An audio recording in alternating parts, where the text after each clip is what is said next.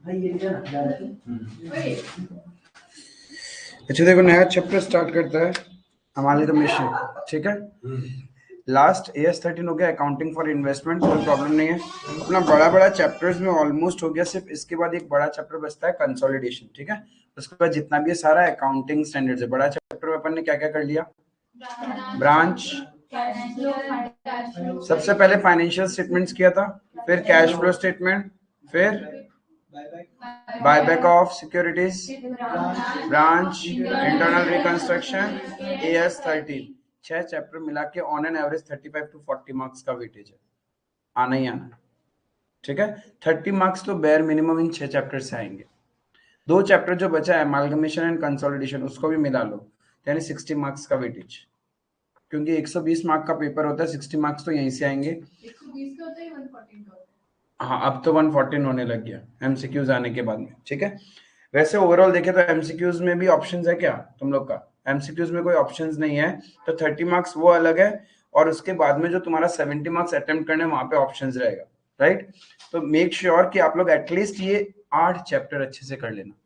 ये 8 चैप्टर जिसका कमांड में ना, ट्रस्ट में एग्जामिनेशन इजीली आ जाएगा। लेकिन यदि इस 8 चैप्टर में आपने 2-3 चैप्टर को हल्के में ले लिया तो प्रॉब्लम है, बिकॉज AS का भरोसा नहीं है। ऐसा नहीं है कि डायरेक्ट स्पेसिफिक क्वेश्चन नहीं आता AS से, बट विद द टाइम क्या होगा, 2-3 AS का एप्लीकेशन एक साथ में आएगा, ठीक है। वहां पे एग्जाम में जब आप बैठते हो तो कंफ्यूज हो सकते हो, तो मेक श्योर कि आप इन चैप्टर्स को थोरोली कर लो। थंब रूल सेम है, स्टडी मेट के क्वेश्चन को बहुत अच्छे से कर लो। एक बार स्टडी मेट हो जाए देन क्वेश्चन बैंक में जाना, ठीक है। अब देखो, AS14 आपका एक अकाउंटिंग स्टैंडर्ड भी है और एक चैप्टर भी है बुक में, ठीक है। एक अकाउंटिंग स्टैंडर्ड भी है और एक अलग से चैप्टर भी दिया हुआ है अमालगमेशन ऑफ कंपनीज बोल के। तो AS14 प्योरली अमालगमेशन के बारे में डील करेगा। आप AS का पढ़ो या चैप्टर पढ़ो, कहानी एक ही है, ठीक है। अब तो जब अपन ने इंटरनल रिकंस्ट्रक्शन पढ़ा था तो उसमें क्या था, क्या लॉजिक क्या था इंटरनल रिकंस्ट्रक्शन का? कंपनी को अंदर से ठीक करता है, यानी कंपनी बीमार है, कोशिश करती है गवर्नमेंट कि क्यों ना हम लोग इसको इंटरनली ठीक करके रिवाइव करके ताकि कंपनी कंटिन्यू रहे, ठीक है। ये तरीका था। Now amalgamation, why we go for amalgamation? Amalgamation का मतलब क्या होता है? दो ऑर्गेनाइजेशन या उससे ज्यादा ऑर्गेनाइजेशन एक साथ मिल जाए तो उसको हम लोग अमालगमेशन बोलते हैं, ठीक है। अमालगमेशन लॉजिकली क्यों करते हैं लोग? खराब परफॉर्मेंस करे, सस्ता में मिल रहा है, परचेज कर लिया। बिजनेस दोनों का ठीक नहीं चल रहा, साथ में मिलके कर लिया, इसका बिजनेस खराब हो गया, उसको प्रोजेक्ट्स ये सब के लिए। हाँ, ठीक है, वो तो जॉइंट वेंचर हो गया। यदि नॉर्मली बात करो, नॉर्मली अमालगमेशन कंपटीशन एलिमिनेट करने के लिए किया जाता है, ठीक है। कंपटीशन एलिमिनेट किया जाता है या फिर एक दूसरे के पावरफुल रिसोर्सेज को यूज करने के लिए। मर्जर्स एंड एक्विजिशन एक it's a type of amalgamation. Mergers and acquisition higher level हो गया, but it comes under amalgamation only, ठीक है। उसमें भी अमालगमेशन ही हो रहा है। जैसे देखो मारुति सुजुकी, मारुति का अपना कुछ था, सुजुकी का अपना कुछ था, दोनों ने मिल गए। सुजुकी के पास अपना क्या इंजन है, टेक्नोलॉजी है, मारुति के पास अपना मार्केट बेस और बॉडी वगैरह डेवलप करने का था, तो उन दोनों ने मिलकर क्या किया, गाड़ी बनाई। तो ये भी एक type of amalgamation. Is it clear? Then Vodafone Idea, it is also type of amalgamation, ठीक है। ऐसी बहुत सारी कंपनीज है जहां पे ऐसा अमालगमेशन होता है। ITC is not an amalgamation. देखो, एक होता है आपकी पेरेंट कंपनी, ठीक है, जो बहुत सारी कंपनियों को खरीदती है, दैट्स अ डिफरेंट कॉन्सेप्ट, उसको हम कंसोलिडेशन में बोलते हैं। But amalgamation is a different thing. यहाँ पे क्या होता है, नॉर्मली जब दो कंपनी बहुत ज्यादा खराब परफॉर्म कर रही है और उसके स्ट्रॉन्ग कॉम्पिटिटर्स मार्केट में है, वो अकेले इंडिविजुअली फाइट नहीं कर सकते, तो उन लोग कोशिश करते हैं क्यों ना एक स्ट्रीम लाइन में साथ में मिल जाए, ठीक है। और कुछ कंपनीज क्या करती है, यदि उन्हें लगता है कि कोई छोटी छोटी कंपनीज है जो हमसे बड़ी बन सकती है, तो उन लोग क्या करते हैं, उसको खरीद लेते हैं। Now it is also an amalgamation. हाँ, मेटा, ठीक है। जैसे अपने टाटा जी ने जगुआर वगैरह खरीदा था, एयर इंडिया विस्तारा, तो ये हाँ, तो ये सब these are the examples of amalgamation. जो आप हायर लेवल में जब सीए फाइनल में जाओगे तो मर्जर्स एंड एक्विजिशन एक बहुत बड़ा फील्ड है, ठीक है। एंड ओवर द नाइट नहीं होता है, इट ग्रेजुअली टेक्स, कभी कभी 2 साल 3 साल 5 साल लग जाते हैं इन प्रोसेस को कंप्लीट करने में, क्योंकि बहुत बड़ा पेपर वर्क है, बहुत बड़ा कैलकुलेशन है। बट अपन थोड़े से स्मॉल लेवल में सीखेंगे कि अमालगमेशन में भी 2-3 तरह का अमालगमेशन है, but here we will learn only 2 types of amalgamation. एक होगा in the nature of merger और एक होगा in the nature of purchase. ठीक है, मर्जर, मर्जर का मतलब क्या समझ में आता है कि दो एंटिटी एक साथ मिल जाएगा और धंधा करेगा। The best example is Vodafone idea, Maruti Suzuki. उन लोग क्या कर रहे हैं, एक दूसरे से टेक्नोलॉजी शेयर कर रहे हैं। अब वोडाफोन डूब रहा था, आइडिया डूब रहा था, उन लोग बोल रहे हैं जियो से कॉम्पीट कर नहीं सकते, एयरटेल से कॉम्पीट कर नहीं सकते, क्योंकि बहुत स्ट्रांग है उन लोग, फाइनेंशियल्स उनके इतने स्ट्रांग है कि उन लोग इंडिविजुअली कम्पीट नहीं कर पा रहे। तो उन्होंने क्या बोला, इट्स बेटर, यदि हमें इस मार्केट में रहना है, टेलीकम्युनिकेशन सेक्टर में रहना है, बेटर है हम दोनों हाथ मिला लेते हैं, जितने कंपटीटर्स कम होंगे उतना अच्छा, राइट। तो इसीलिए उन्होंने क्या किया, मर्जर कर लिया। मर्जर में क्या होता है, there is no bargaining in merger, merger में बार्गेनिंग नहीं होता है, right. The layman example of practical life, यदि मैं कंपनीज को छोड़ दूं तो तुमने जितनी भी शादियां देखी, is a merger, it is amalgamation in the nature of merger. वहां पे ऐसा नहीं है कि लड़की वाला बोलेगा कि नहीं तुम्हारे मामा को मैं एक्सेप्ट नहीं करूंगा, तुम्हारे नानी को नहीं एक्सेप्ट करूंगी, it's a merger, your mama is my mama, my mama is your मामा, वैसे चलता है ना, इट्स अ प्योर मर्जर, दो फैमिली का मर्जर होता है। तो कंपनीज के साथ भी वही है, वहां पे बार्गेनिंग सिस्टम नहीं होगा। मर्जर मीन्स प्योर मर्जर, दोनों कंपनी प्लस हो जाएगा, कंपनी ए है कंपनी बी है, अब वो नए नाम से एबीएन कंपनी के नाम से चलेगा, that is a merger. But जब purchase, in the nature of purchase का मतलब क्या होता है, जब तुम खरीदने जाते हो ना कोई भी चीज, तो वहां पे बार्गेनिंग होता है। खरीदने जब भी कुछ भी चीज जाओगे तो वहां बार्गेनिंग होता है, सामने वाला एक प्राइस कोट करता है, तुम प्राइस कोट करते हो। यदि तुम्हें किसी कंपनी को खरीदना है, तुम्हारा जो जो मन होगा ना उस कंपनी से, तुम वही खरीदोगे। ठीक है, जैसे कभी देखा कोई घर बेच के जा रहा होता है, उठा के जा रहा होता है, तो तुम्हारा मन होता है उतना फर्नीचर तो उसका ले लेते हो, जो मन नहीं होता तुम बोलते हो ना ना ना ये नहीं लेके जाएंगे, राइट। फिर तुम बोलते हो ना ये वाला फर्नीचर तो मैं इतना ही रुपए दूंगा, सामने वाला कुछ और बोलता है, वो सब है परचेज। यानी परचेज में क्या होता है, हम बार्गेनिंग करते हैं। यानी परचेज में हो सकता है we might acquire some assets at a higher value and some assets at a lower value, right. जब आप कोई एसेट्स का हायर वैल्यू पे कर रहे हो, basically you are paying the goodwill of that company. हम जब भी कोई भी assets at a higher value acquire करते हैं, क्यों करते हैं, because of the goodwill of that organisation. और इफ लोअर वैल्यू में आपको मिल रहा है, दैट मीन्स आपको फायदा हो रहा है, दैट्स योर कैपिटल प्रॉफिट। 100 रुपए की चीज यदि आपको 70 रुपए में मिल रही है, मतलब बेचने वाले को बहुत हड़बड़ी है, पैसे की जरूरत है, आपको तो फायदा हो रहा है ना। आप अपने बुक्स में क्या बोलोगे, 100 रुपए की एसेट में 70 रुपए में खरीद के लेके आया, राइट। तो 30 रुपए का आपको क्या हो गया, फायदा। Now this profit is known as capital profit, right. तो प्योरली अमालगमेशन में दो ही चीजें, मर्जर और परचेज। बस यही कंफ्यूजन में जिंदगी खत्म हो जाता है कि कौन सा क्वेश्चन मर्जर का चल रहा है और कौन सा क्वेश्चन परचेज का आ रहा है। दिमाग ही नहीं प्रेडिक्ट कर पाता कि मर्जर हो रहा है या परचेज हो रहा है। अब लॉजिक समझना कि कैसे प्रेडिक्ट करोगे। मर्जर में क्या होगा, प्योर मर्ज होगा। प्योर मर्ज का मतलब होता है ए कंपनी का मालिक बी कंपनी का मालिक दोनों ऐड होंगे, ए कंपनी के reserves and surplus B company के रिजर्व्स एंड सरप्लस ऐड होंगे। वहां पे कोई बार्गेनिंग है ही नहीं। जितना ए कंपनी का बुक वैल्यू ऑफ एसेट है, जितना बी कंपनी का बुक वैल्यू ऑफ एसेट है, सारा प्लस होगा। ए कंपनी का book value of liability B company का बुक वैल्यू ऑफ लाइबिलिटी सारा प्लस हो जाएगा। वहां पे कोई बार्गेनिंग का सिस्टम ही नहीं है। यानी जब बार्गेनिंग नहीं है, there is no higher value और लोअर वैल्यू। एक्विजिशन में हमने ना तो कुछ ज्यादा पे किया ना ही कम पे किया, तो यानी ना तो हमें प्रॉफिट हो रहा है ना ही हमें लॉस हो रहा है। यानी क्वेश्चन ऑफ गुडविल और capital reserve does not arise. Question of goodwill और capital reserve does not arise.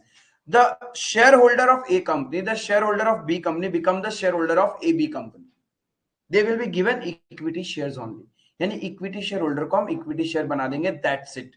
हाँ, समटाइम्स व्हाट हैपेंस कि हम लोग higher value of equity shares दे देते हैं, ठीक है। तो उस कंडीशन में डज नॉट मींस कि हमने कोई गुडविल या कैपिटल रिजर्व के लिए दिया है, वहां पे हमारा अमालगमेशन एडजस्टमेंट बोल के एक नया रिजर्व बन जाता है।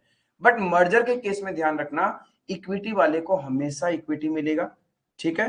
There is nothing more than that. हर चीज बुक वैल्यू पे प्लस होती है, एक्सेप्ट यदि ए कंपनी कोई और अकाउंटिंग पॉलिसी फॉलो कर रहा था और बी कंपनी कोई और अकाउंटिंग पॉलिसी फॉलो कर रहा था। अभी अकाउंटिंग पॉलिसी बोले तो हो सकता है A company straight line of method depreciation follow करता है, बी कंपनी WDV फॉलो करता है। तो दोनों की एसेट्स की वैल्यू तो अलग अलग कैलकुलेट हो रही होगी, तो उसको स्ट्रीमलाइन करने के लिए आप वैल्यूज को एडजस्ट कर सकते हैं। यानी अकाउंटिंग पॉलिसीज को ठीक करके हो सकता है A company provision for bad debts बनाता है बट बी कंपनी नहीं बनाता है, राइट? तो अकाउंटिंग पॉलिसीज को स्ट्रीमलाइन करने के लिए हम चेंजेस कर सकते हैं, but it does not mean it is in the nature of purchase. बाकी सब कुछ क्या होगा?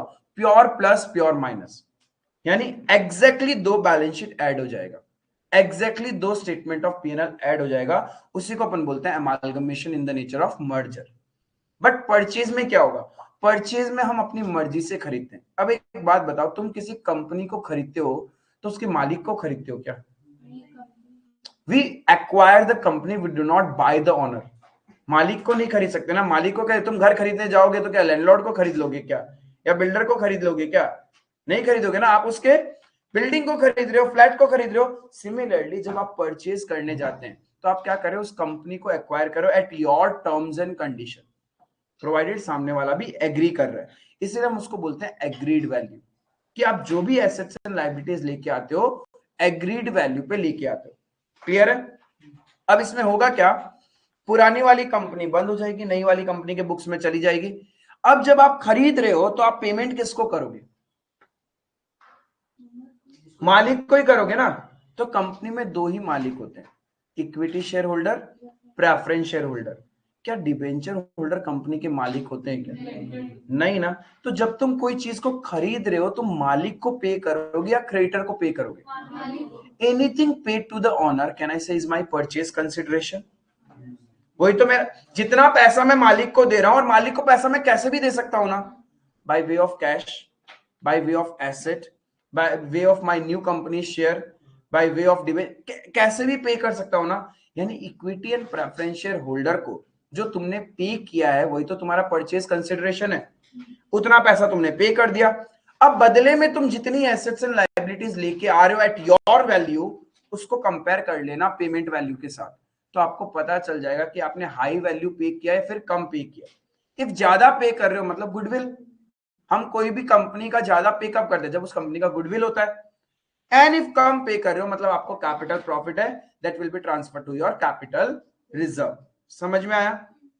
अब ये तो हो गया प्योर तरीका कि इक्विटी वालों को हम ये देंगे, प्रेफरेंस वाले को ये देंगे, स्ट्रेट फॉरवर्ड क्वेश्चन, ठीक है।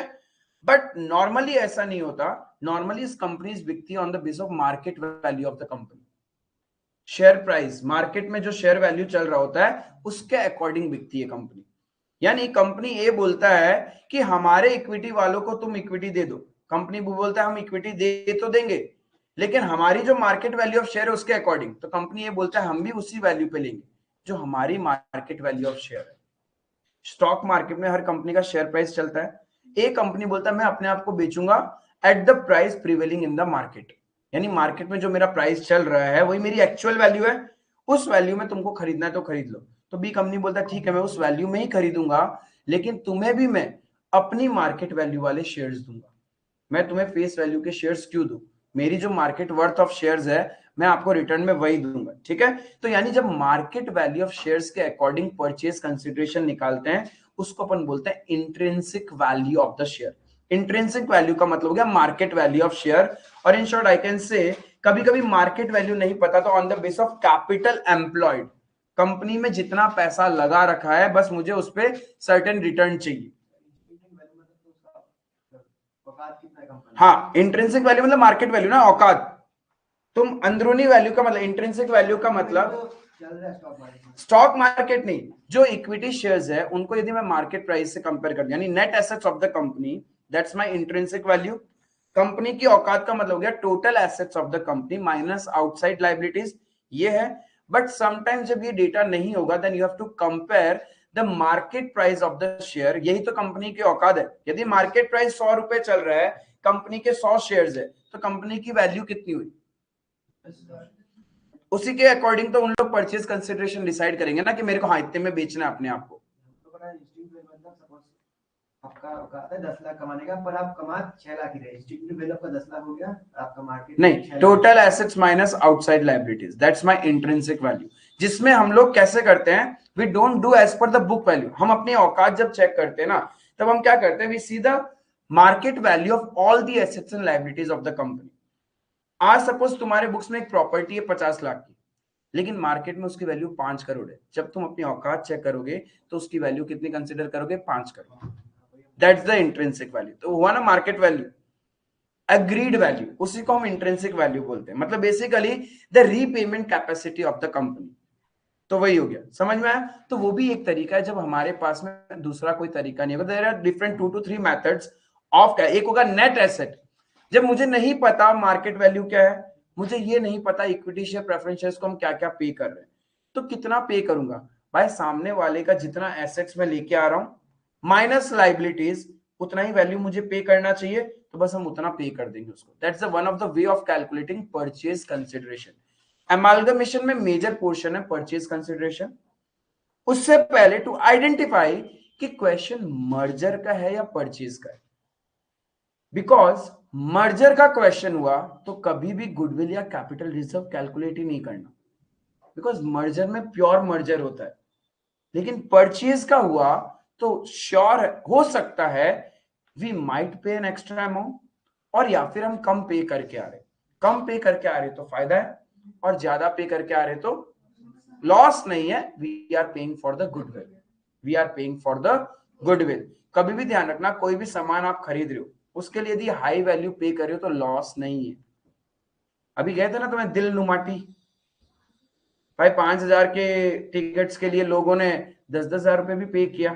That was for the goodwill, that was for the goodwill of that show कि हाँ वर्थ इट होगा, तभी तो आप एक्स्ट्रा पे। आप बोलते हो यार हम 10,000 का नुकसान हो गया, ऐसा नहीं बोलते, ठीक है। हम कोई भी एसेट जब बाई करते हैं ना, उसकी हाई वैल्यू पे करें, that for the goodwill of that asset. आई बात समझ में। तो ओवरऑल इस चैप्टर में हमारा यही रहेगा लॉजिक कि पहले आइडेंटिफाई करना है मर्जर है या परचेज है, ठीक है। सर्टेन थंब रूल्स रहेंगे मर्जर और परचेज को आइडेंटिफाई करने का। बेसिक थंब रूल तो यही है, जब बुक वैल्यू ऑफ एसेट्स दो ऐड हो जाए तो वो मर्जर है। देयर इज नो बार्गेनिंग कि हम इतना पे करेंगे, ये लेके जाएंगे, ये नहीं लेके जाएंगे, वो सब कुछ नहीं होगा। मर्जर में प्योर मर्जर होगा। लेकिन परचेज में क्या होगा, वहां पे बार्गेनिंग होगा। जहां आपको बार्गेनिंग का हिंट दिखाई दे, मतलब समझ लेना वो क्वेश्चन परचेज का है। और इफ परचेज का क्वेश्चन है, we need to calculate goodwill और कैपिटल रिजर्व। आई बात समझ में। अब कभी कभी क्या होता है, जब आप कोई कंपनी को खरीदते हो तो पुरानी कंपनी को खत्म करना होता है, क्योंकि वो कंपनी का आपकी हो जाएगी। पहले कंपनी किसी और की थी, मालिक कोई और था, अब उस कंपनी के मालिक आप बन जाओगे, तो पुरानी कंपनी को तो हमें क्या करना है, खत्म करना पड़ेगा। जब आप पुरानी कंपनी को खत्म करते हो, बेसिकली आप लिक्विडेट कर रहे हो, सो दैट वो कंपनी आपके नाम पे हो जाए। तो उसमें भी सर्टेन प्रोसेस होता है, लीगल प्रोसीड्यूर चलता है, तो खर्चे होते हैं उसमें। तो जब इन एक्सपेंसेस को आप बियर करने को रेडी होते हो, यानी द बाइंग कंपनी, जो कंपनी खरीद रही है, वो बोलती है अच्छा ठीक है, हम तुम्हें खरीद तो रहे हैं, इतना पेमेंट करेंगे, प्लस तुम्हें बंद करने में जितना भी खर्चा लगेगा वो भी हम पे करेंगे। यानी that is the extra amount you are paying. You are not paying to the owners of the company, you are bearing expense on behalf of the owner of that company. यानी किसी और company के मालिक को वो खर्चा beer करना चाहिए, तुमने बोला अच्छा ठीक है ये भी हम करवा देंगे, ये पेमेंट भी हम कर देंगे। तो ये बेसिकली क्या है, it is an extra amount which you are incurring. तुम्हारे लॉजिक के हिसाब से तो तुमने पे ही किया ना, चाहे मालिक को पे करो या मालिक के बिहाफ को पे करो। सपोज मालिक को किसी को पैसा देना था, आपने पे कर दिया, it is equivalent to payment to the owner only ना, राइट। तो that will be again added to your goodwill. आप जो भी एक्स्ट्रा पे करके आते हो, आपने तो पे किया ना, इलॉजिकल कि आपने एक्सपेंस का पे किया या ऑनर को पे किया। सोचो आपने पहले ऑनर को दिया होता, फिर ऑनर ने उस एक्सपेंस का पेमेंट किया होता, बात तो एक ही था। ऑनर ने बोला भाई डायरेक्ट आप एक्सपेंस का पे कर देना, और हमें जो पे कर रहे हो तो कर ही रहे हो। तो यानी जो भी आप लिक्विडेशन एक्सपेंस या फिर पुरानी कंपनी को बंद करने के लिए पे करते हो, that is adjusted with your goodwill और कैपिटल रिजर्व। लॉजिक क्लियर है। ओवरऑल पूरे चैप्टर में बस यही लॉजिक दिमाग में रखना कि अमाल्गमेशन के एग्जांपल्स क्लियर है। प्रैक्टिकल लाइफ में आपने देखा है कि बहुत सी बड़ी बड़ी कंपनियां एक हो जाती है। एक होने का लॉजिक यही है, synergies of the market, technology share कर सके, मैन पावर शेयर कर सके, मार्केट शेयर बढ़ा सके उन लोग, इस वजह से लोग अमाल्गमेशन करते हैं, ठीक है। And the future of the business is mergers and acquisition. सिर्फ अमाल्गमेशन ही एक फ्यूचर है। बड़ा बनना है तो आप अकेले बड़े नहीं बन सकते, आपको अपने सारे छोटे छोटे कॉम्पिटिटर को अपने साथ लेना पड़ेगा। जैसे कि रिलायंस इज डूइंग समथिंग, जितने भी छोटे छोटे टेक कंपनीज है ना, आपको पता ही नहीं होगा कि कितने 100 tech companies Reliance already acquire कर चुका है, क्योंकि उनका बहुत बड़ा प्रोजेक्ट जो आनंद अंबानी देख रहा है कि यहाँ पे टेक का मतलब वो क्लाउड बेस पता नहीं और क्या क्या दुनिया है वो, ठीक है, उसमें उसको सारी वो छोटी टेक कंपनी चाहिए, क्योंकि उसको लगता है कि एक छोटी सी टेक कंपनी में उसको ऑब्स्टेकल हो सकती है। तो आज तो छोटी है ना, जब आप छोटे आदमी होते हो तो आपकी भूख कितनी सी होती है, आप बड़े बन जाओगे तो आप भी तो डिमांड ज्यादा करोगे ना, तो मतलब छोटा है अभी इसका मुंह भर दो, तो आज ही उसको खरीद लिया जाता है। जितनी इनोवेटिव कंपनीज मार्केट में आ रही है, जिनको लगता है यार इसकी वर्थ अभी हो चुकी है 100 करोड़, लेकिन आने वाले जमाने में तो 1000 करोड़ तक भी पहुंच सकती है, 2000 करोड़ की भी हो सकती है, आज ही खरीद। They have a capital power, तो उन लोग वही कर रहे हैं, टेक कंपनीज को एक्वायर कर। It is a type of जो फ्यूचर का बिजनेस है, बिकॉज इंडिविजुअल आप कंपीट कर ही नहीं पाओगे। सीए प्रैक्टिस में भी when you will be attending the conferences and all everything, तो वहां पे आपको बोला जाएगा सोल प्रोप्राइटरशिप प्रैक्टिस का ट्रेंड खत्म, बिकॉज आप एक इंडिविजुअल प्रैक्टिस में बेसिक लिविंग पे सरवाइव कर पाओगे, बट बड़े बड़े लेवल का काम नहीं कर पाओगे, तो आपको फिर क्या करना पड़ेगा, पार्टनरशिप भी काम नहीं आएगा, बिकॉज एक छोटा सा लेवल है, उसका बड़ा रूप क्या है, एलएलपीज क्रिएट करो। पार्टनरशिप तो है ही, बिना पार्टनरशिप के तो काम ही नहीं होगा।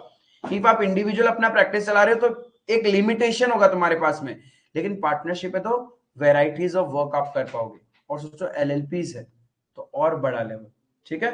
तो इसीलिए प्रोफेशन में भी बोला जाता है कि it's no more a work of individual person, if you are a team you can rule the entire country, if you are not working in a team आप एक छोटे से लेवल पे काम करोगे, बेसिक लाइफ जियोगे, उससे ज्यादा कुछ भी नहीं हो पाएगा। दैट्स व्हाट बिजनेसेस के साथ में आजकल हो रहा है, बड़ी बड़ी कंपनियां यही कर रही है, वरना क्या जरूरत पड़ा था साला टेस्ला को सब कुछ खरीदने का, बैठा बैठा ही खरीदता रहता है, फेसबुक खरीद लूंगा, ट्विटर खरीद लूंगा, ये खरीद लूंगा, वो खरीद लूंगा। फेसबुक ने व्हाट्सएप को खरीदा, क्यों खरीदा, थिंक कि उसको उस टाइम समझ में आ गया कि व्हाट्सएप को आज ही ले लेता हूं, क्योंकि इतना बड़ा प्लेटफॉर्म, इतना बड़ा कस्टमर बेस, जिस दिन व्हाट्सएप ने अपना एडवर्टाइजिंग वहां पे चालू कर दिया तो सोचो कितना बड़ा रेवेन्यू है। वो छोड़ो, the main power is data, वो तो उसके कंट्रोल में ही है, इतना बड़ा कस्टमर बेस का डेटा कितना करोड़ों अरबों रुपए कमा सकता है वो, तो वो लॉजिक है। तो दैट्स द फ्यूचर, इसलिए बहुत लॉजिकल है, थोड़ा सा दिमाग में देखो, हल्का सा स्ट्रेस लगे ना, पूरा चैप्टर का क्रक्स यही है, अपने को आइडेंटिफाई करना है मर्जर है या परचेज। मर्जर होगा तो हम ऐड करेंगे, उसमें बस ध्यान में ये रखना है हम सिर्फ इक्विटी वाले को इक्विटी देते हैं, देयर इज नथिंग एक्स्ट्रा। और मर्जर के अंदर क्या होगा, रिजर्व्स एंड सरप्लस भी प्लस होते हैं, लेकिन परचेज में you never by the reserves and surplus of opponent company. अरे आप मालिक का पैसा कैसे खरीद, मालिक को नहीं खरीद सकते ना, तो मालिक की एसेट्स एंड लायबिलिटीज करोगे। एक कंपनी में 3 एलिमेंट्स है, assets, outside liabilities, share holder fund, ठीक है, asset, outside liabilities and share holder fund. तो शेयर होल्डर फंड बोले तो मालिक का पैसा, आप मालिक को थोड़ी खरीद रहे हो, तो जब हम परचेज करते हैं तब हम कभी भी share holder and reserves and surplus इनको अपने पास नहीं लेके आते, हम उनको छोड़ के कंपनी की जितनी भी एसेट्स एंड लायबिलिटीज है उसको खरीदेंगे at our own terms and condition. अब कितने में खरीद रहे हैं उसके निकालने के अलग अलग तरीका है। पहला तरीका कि आपने इक्विटी और प्रेफरेंस वाले को जो पे किया है वही आपका purchase consideration. Again I am saying equity and preference वालों को, even if you are paying to the debenture holder, that does not comes under purchase consideration, because पहले आपने डिबेंचर होल्डर को खरीदा होगा फिर आप उनको सेटल डाउन कर रहे हो, तो इट्स नॉर्मल कि आपने अपनी लाइबिलिटी का पे ऑफ किया है। परचेज कंसिडरेशन का मतलब जो आप इक्विटी और प्रेफरेंस वाले को पे करते हो, एक तरीका ये। दूसरा तरीका है हमें कुछ पता नहीं है तो हम क्या करेंगे, net asset of that company calculate कर लेंगे, ठीक है, total assets minus outside liability, या फिर जो हम खरीद के लेके आ रहे हैं उस नेट एसेट वैल्यू के अकॉर्डिंग करेंगे, या फिर intrinsic value of that company, that is the market value के हिसाब से हम उस कंपनी को खरीदेंगे। हाँ, परचेज में बोला ना कि हम लोग ज्यादा शेयर होल्डर फंड को और रिजर्व एंड सरप्लस को नहीं लेता है, तो रिजर्व एंड सरप्लस को क्यों लेते हैं हम लोग? रिजर्व तो मालिक का पैसा है भाई, उसको कैसे लोगे। सोचो तुम्हारे पास कोई चीज है, तुम्हारा घर है, ठीक है, तुम अपना घर बेच रहा है, ठीक है, लेकिन घर के अंदर एक तिजोरी भी है, उसके अंदर सोना वगैरह रखा हुआ है, वो बेचेगा क्या, हम बाय चांस भी बेच दे तो वो भी परचेज कंसीडरेशन में आ जाएगा क्या? हाँ फिर वो आ जाएगा ना, लेकिन कभी भी नहीं बेचेगा ना। तुम भाई घर बेच रहा है, नेकेड फ्लैट बेच रहा है, उसके अंदर तुम्हारा कोई सामान रखा हुआ थोड़ी बेच रहा है, और सामान के अंदर भी समझ लो नॉर्मल टीवी है, फ्रिज है, वो तुम बेच देगा। लेकिन कैश रखा हुआ है, कैश बेचेगा क्या? कैश तो नहीं बेचेगा ना। तो रिजर्व एंड सरप्लस एक वही है, कॉरेस्पॉन्डिंगली उतना ही तो कैश तुम्हारे बिजनेस में पड़ा होगा। तो शेयर होल्डर फंड कभी भी नहीं बिकता, यानी मालिक नहीं बिकेगा। मालिक बोलता है मेरी कंपनी को खरीदना है खरीद लो, उससे तो नहीं खरीद सकते ना। आई बात समझ में? तो यहाँ पे कुछ लॉजिक क्लियर है क्या? एमाल्गमेशन ओवरव्यू समझ में आ रहा है कि करना क्या है? Merger and purchase. मर्जर का मतलब दो कंपनी एक साथ मिलेगा, क्या वहां बार्गेनिंग होगा? Book value of assets and liabilities plus होगा। चेंजेस हो सकता है क्या बुक वैल्यू में? यस, अकाउंटिंग पॉलिसीज में डिफरेंस है, तो उसको स्ट्रीमलाइन करने के लिए हम लोग चेंजेस कर सकते हैं, अदरवाइज नहीं होगा। क्या मर्जर में रिजर्व्स एंड सरप्लस भी ऐड हो जाएंगे? हाँ, उसमें भी कुछ नहीं है, सब कुछ, सारे रिजर्व, तुम्हारे रिजर्व मेरे रिजर्व सब अब एक ही है, ठीक है? तुम्हारा पैसा मेरा पैसा, मेरा पैसा मेरा पैसा, ऐसा नहीं होगा, ठीक है? तुम्हारा मेरा, मेरा तुम्हारा, वो वाली कंडीशन होगी मर्जर के अंदर में, ठीक है? वहां सिर्फ हम इक्विटी वाले को इक्विटी पे करेंगे, ठीक है? Is it clear? लेकिन परचेज के अंदर क्या होगा? हम सबसे पहले परचेज कंसिडरेशन निकालेंगे कि हम कितना पे कर रहे हैं, किसको पे कर रहे हैं, कौन? Equity and preference, equity and preference, सिर्फ इन दो को हम क्या क्या दे रहे हैं वही मेरे लिए परचेज कंसिडरेशन है। अब इन दो को क्या क्या दे सकते हैं?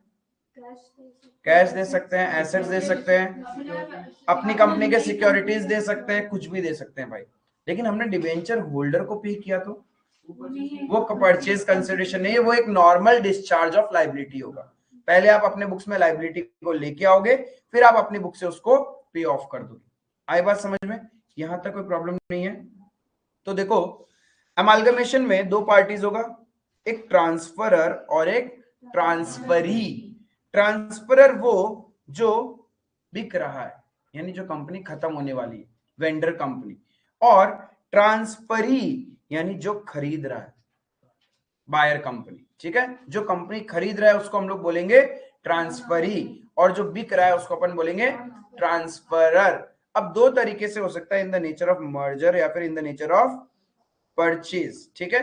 अब मर्जर में देखो क्या तरीका बताया, वर्ड्स जो यूज किया, pooling of interest. Pooling of interest का मतलब मैं क्यों कर रहा हूं मर्ज? हो सकता है ना कुछ तो लॉजिक होगा। मारुति और सुजुकी ने क्यों मिला, हाथ क्यों मिला? हीरो होंडा भी तो मर्जर ही था। दोनों का अपना एक लॉजिक है ना, दोनों ने अपने इंटरेस्ट को पुल किया, यानी दोनों ने अपनी एसेट्स एंड लायबिलिटीज को एक जगह लेके आ गए, सो दैट हो सकता है हीरो के पास अपनी टेक्नोलॉजी, अपने डिजाइन थे, होंडा के पास इंजन था पावरफुल, तो दोनों आपस में मिल गए कि हम लोग अच्छे से कंपीट कर पाएंगे बाकी सारी बजाज वगैरह जितने भी कंपनीज है उनके साथ में। बट अब तो वापस डीमर्जर हो गया उनका, हीरो अलग कंपनी हो गई और होंडा अलग। लेकिन बहुत साल तक हीरो होंडा एक ही थी, right? That was also amalgamation in the nature of merger. Clear है? तो उसको हम बोलते हैं accounting is done by pooling of interest. Pooling of interest का मतलब है कुछ भी छूटेगा नहीं, assets A assets B plus हो जाएगा, liabilities of A liabilities of B plus हो जाएगा, that's it, that is amalgamation in the nature of merger. Share holder भी ऐड हो जाएंगे, रिजर्व्स एंड सरप्लस भी ऐड हो जाएगा। क्लियर है? Where is in the nature of purchase हम लोग क्या मेथड फॉलो करते हैं? परचेज जैसे आप नॉर्मल खरीदते हो, मार्केट में जाते हो, आपको जो जो पसंद है आप वो लोगे, जो नहीं पसंद है आप नहीं लोगे, वही कहानी है। सामने वाला एक प्राइस कोट करेगा, आप भी एक प्राइस कोट करोगे, जहां पे बैठ जाएगा दोनों का डील, वही तुम्हारा परचेज। Is it clear? अब ये कुछ पॉइंट्स है जो आपको ट्रिगर करते हैं कि amalgamation in the nature of merger है, ठीक है? Point number 1, all the assets and liabilities of transferor company becomes the assets and liabilities of transferee। all the assets लिखा है, कुछ भी छूटेगा नहीं बाबा, सारा assets and liabilities of transferor company become the assets and liabilities of transferee company। all the shareholder not less than 10%, sorry not less than 90% becomes the shareholder of transferee। क्योंकि कुछ लोग तो छोड़ के चले जाते हैं, मर्जर से खुश नहीं होते हैं, तो लॉ बोलता है 100% को तो हम खुश नहीं कर सकते, मिनिमम 90% लोग will become the share holder, continue रहेंगे, तो मर्जर कहलाएगा ही नहीं वो, फिर वो परचेज के नेचर में चला जाएगा। फिर जो परचेज का जो प्रोसेस है उसके अकॉर्डिंग करना पड़ेगा, मतलब वोडाफोन कंपनी और आइडिया कंपनी के जो शेयर होल्डर है उसके 90% शेयर होल्डर को एक साथ हाथ मिलाना पड़ेगा, दोनों कंपनी का, उसी को अपन मर्जर बोलते हैं, ठीक है। Except equity shares already held by transferee company, यानी जो बायर कंपनी है उसने पहले से उस कंपनी में थोड़ा पैसा इन्वेस्ट कर रखा था, कुछ शेयर तो खुद के पास ही था ना, तो वो शेयर्स काउंट नहीं होंगे। ए कंपनी है और बी कंपनी है, बी कंपनी ने ए कंपनी में सपोज 10% शेयर्स पहले से खरीद रखे थे, तो भाई उस 10% को तो हटा ही दो ना, हम ए और बी एक साथ मिल रहे हैं, यानी ये बचा कितना 90%, उस 90% में 90 कम से कम एक साथ हाथ मिलाने में, 10% तो हम खुद ही थे ना, बी ने खुद ने पहले से खरीद रखा है, वही तो भाई बोल रहा है आओ हाथ मिला लेते एक साथ में। आई बात समझ में? क्लियर है? तो ये ध्यान रखना, और ये नॉर्मली क्वेश्चंस में आपको मिलेगा नहीं कि 90% चेक करने की जरूरत पड़ेगी हमें। कंसिडरेशन, ये इंपॉर्टेंट पॉइंट है, consideration is paid to equity holder, देखना ध्यान रखना, इक्विटी लिखा है, प्रेफरेंस नहीं लिखा। Consideration is paid to equity holder by issue of equity share, यानी इक्विटी वालों को हम रिटर्न में क्या दे रहे हैं, इक्विटी ही दे रहे हैं, नथिंग मोर देन दैट। ना तो हम उनको एसेट्स दे रहे हैं, ना प्रेफरेंस दे रहे हैं, ना ही डिबेंचर्स दे रहे हैं, कुछ नहीं दे रहे हैं। इक्विटी के बदले में क्या मिलेगा आपको? भाई सिंपल सा लॉजिक है, आप ए कंपनी के मालिक हो, मैं बी कंपनी का मालिक हूं, हम दोनों आपस में मिलके ए बी कंपनी बना लिया, तो तुम्हारे पास ए कंपनी के शेयर्स थे, मेरे पास बी कंपनी के शेयर्स थे, अब वो दोनों तो डंप हो जाएंगे, अब नया शेयर्स क्या बन गया? ए बी कंपनी, तो ए बी कंपनी का शेयर्स तुम्हें भी मिलेगा और मेरे पास भी होगा ना, बदले में और कुछ भी नहीं, वरना वो चला जाएगा in the nature of purchase. क्या चीज? Equity are the main owners of the company. Preference को आप कुछ भी दे रहे हो तो चलेगा, प्रेफरेंस को नॉर्मली प्रेफरेंस ही देते हैं, but we have to focus on equity share holder, कि इक्विटी वालों को सिर्फ इक्विटी मिलेगा। हाँ, फॉर द फ्रैक्शन पार्ट आप कैश पे करते हो। बहुत बार क्या होता है, जो डिनोमिनेशन डिसाइडेड होता है वो एग्जैक्ट डिविजिबल नहीं होता। सपोज आपको 10,000 रुपए पे करना है and the face value of the share decided is 33 rupees, वहां 10,000 डिवाइडेड बाय 33 आएगा ही ना, डेसिमल आएगा ही आएगा। कितना नंबर ऑफ शेयर इशू करोगे? 10,000 and issue price of the share is 33, तो 10,000 डिवाइडेड बाय 33 करोगे तो डेसिमल्स आ जाएगा। अब वो डेसिमल पार्ट जो है ना, उसके बदले में तो शेयर्स दे नहीं सकते ना कि ले थोड़ा सा टुकड़ा ले ले, नॉट पॉसिबल। तो उस फ्रैक्शन पार्ट के लिए आप कैश पे कर सकते हो, अदरवाइज हम क्या करेंगे, इक्विटी को इक्विटी ही पे करेंगे। क्लियर है यहां तक? Then business of transferor company is intended to be carried on by the transferee company after amalgamation. ऐसा नहीं होना चाहिए कि आपने एक दूसरे ने हाथ मिलाया, जिस पर्पस के लिए मिलाया वो पर्पस को ही गोली मार दी। भाई धंधा कंटिन्यू करना पड़ेगा सेम नेचर का। सपोज वोडाफोन आइडिया, अब दोनों ने हाथ मिलाया तो टेलीकम्युनिकेशन के लिए हाथ मिलाया ना, अब हाथ मिलाया, देखा दूसरा नेचर ऑफ बिजनेस कर रहे हो, ऑयल सेक्टर में चले गए, नॉट अलाउड, फिर वो मर्जर नहीं होगा। क्लियर है? तो बोलता है ट्रांसफरी कंपनी का इंटेंशन क्या करेगा, उसको मर्जर नहीं बोला जाएगा। फिर क्यों, क्या मर्जर कैसे हुआ? दो टेलीकम्युनिकेशन सेक्टर कंपनी आपस में मिलके एक नया equity of holder of telecommunication, वो क्या चाहेगा, मेरे को टेलीकम्युनिकेशन सेक्टर में रहना है। भाई सेक्टर ही चेंज कर रहे हो तो वहां तो नया शेयर होल्डर्स आएंगे ना, पुराने वाले क्यों रहना पसंद करेंगे, वो बोलेंगे हमें दूसरे सेक्टर्स में जाना ही नहीं है, तो परचेज हो गया ना। वो उनसे तुम पूछोगे, मर्जर में पूछा पूछी नहीं है ना, सब ऐड हो गया। परचेज में तो क्या होगा, मेरी मर्जी में उस कंपनी में जाऊं या नहीं जाऊं, राइट? मेरे को मैं बोल दूंगा नहीं नहीं आप तो नई सेक्टर में जा रहे हो, मेरे को इतना पैसा चाहिए, निकालो इस कंपनी से, तो वहां तो फिर बार्गेनिंग आ जाएगा ना तुम्हारा। और नई कंपनी है तो जरूरी थोड़ी ना है पुराने शेयर होल्डर ये बोले ना ना मैं उन कंपनी को, ऑयल सेक्टर में हमें हमारी एसेट्स को नहीं डालना है। आप नई एसेट्स खरीदो, नई कंपनी खरीद रहे हो तो, राइट? तो वैसा नहीं होगा, you have to continue the same sector of business. Then book value of assets and liabilities are not adjusted except to ensure uniformity of accounting policy। यानी जैसा बुक वैल्यू था वैसा ही बुक वैल्यू कंटिन्यू रहेगा, बस plus हो जाएगा, provided जैसे मैंने एग्जांपल बोला कि अकाउंटिंग पॉलिसी की, कुछ कंपनी है कि प्रोविजन फॉर बैड डेट्स बनाते हैं, कुछ नहीं बनाते हैं। हो सकता है एक कंपनी का पॉलिसी हो कि हम लोग 5% ऑफ द डेटर बनाते हैं और एक कंपनी बोलते नहीं नहीं हम तो 2% ही बनाते हैं, तो जो एक स्ट्रीमलाइन पॉलिसी तो बनाना पड़ेगा ना, तो उसके अकॉर्डिंग फिर हम लोग रिवाइज कर देंगे बुक वैल्यूज को। क्लियर है ये चीज? ये 5 पॉइंट क्लियर है कि मर्जर कब कब कहलाएगा। मर्जर नॉर्मली क्या होगा, assets and liabilities of transferor company becomes the assets and liabilities of transferee company at book value, book value में ऐड होगा accept in case of changes in policies. ठीक है, इक्विटी वालों को अपन क्या देंगे, इक्विटी ही देंगे, फ्रैक्शंस का बात अलग है। क्लियर है? कम से कम 90% इक्विटी होल्डर को एग्री करना पड़ेगा कि हाँ हम हाथ मिलाने को रेडी है। आई बात समझ में? क्लियर है ये चीज? अब परचेज में देखो, परचेज में क्या होगा, परचेज का मतलब क्या, हम किसी कंपनी को खरीद रहे हैं, इसका मतलब उसके ऑनर को पे करना है। मालिक में दो लोग आते हैं, एक इक्विटी और एक प्रेफरेंस, तो उनको आपने जो पे किया है वही आपका purchase consideration. Is it clear? It does not include any payment made to, क्यों? क्योंकि ये तो बाहर वाले हैं भाई, ये कोई मालिक थोड़ी ना है, हमें तो मालिक को पे करना है, तो जितना पैसा आप मालिक को पे कर रहे हो वही आपका परचेज कंसिडरेशन होगा। क्लियर है? अब निकालने के अलग अलग तरीके, जैसे लमसम पेमेंट मेथड। लमसम का मतलब हो गया कि आपने जो इक्विटी और प्रेफरेंस को दिया है उसको ऐड कर लो, वही आपका परचेज कंसिडरेशन है। ठीक है? नेट पेमेंट मतलब टोटल एसेट्स, या फिर यहाँ पे भी दोनों में सेम। लमसम में तो क्या होगा, क्वेश्चन टोटल वैल्यू बता देगा कि लमसम आप इतना वैल्यू पे कर रहे हो कंपनी को खरीदने के लिए। नेट पेमेंट के अंदर में क्या होगा कि इक्विटी को अलग तरीके से, प्रेफरेंस को अलग तरीके से आप पे कर रहे होंगे, तो उसको ऐड करके निकालना पड़ेगा। नेट एसेट्स में total assets minus outside liabilities, total liabilities कर दिया तो जीरो हो जाएगा। Total assets minus total liabilities, zero of the balance sheet. ठीक है? Total assets minus outside liabilities, बाहर वालों को जो पैसा देना है वो हटा दिया, तो that is the net asset. किसी कंपनी में 100 रुपए की एसेट है और 30 रुपए का क्रेडिटर है, आपने सब कुछ खरीद लिया, तो इन शॉर्ट आपने तो 70 रुपए की एसेट ही खरीदी है ना, तो 70 रुपीज का आपको पे करना पड़ेगा। 100 रुपए की एसेट्स, 30 रुपीज की लाइबिलिटी भी खरीदी, तो आपके घर में कितने रुपए का एसेट्स आया, नेट 70 का है ना, तो आपको उतना ही पे करना पड़ेगा, तो वो हो गया नेट एसेट मेथड।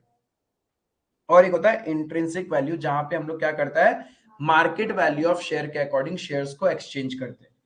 ठीक है? कोई कंपनी बोलता है कि मेरे 50 रुपए मार्केट वैल्यू, तो खरीदने वाली कंपनी बोलती है ठीक है मेरे कंपनी का मार्केट वैल्यू 100 रुपए, तो हम क्या करते हैं, तुम्हारे 2 शेयर के बदले में 1 शेयर ले लो मेरा, हो गया परचेज कंसिडरेशन।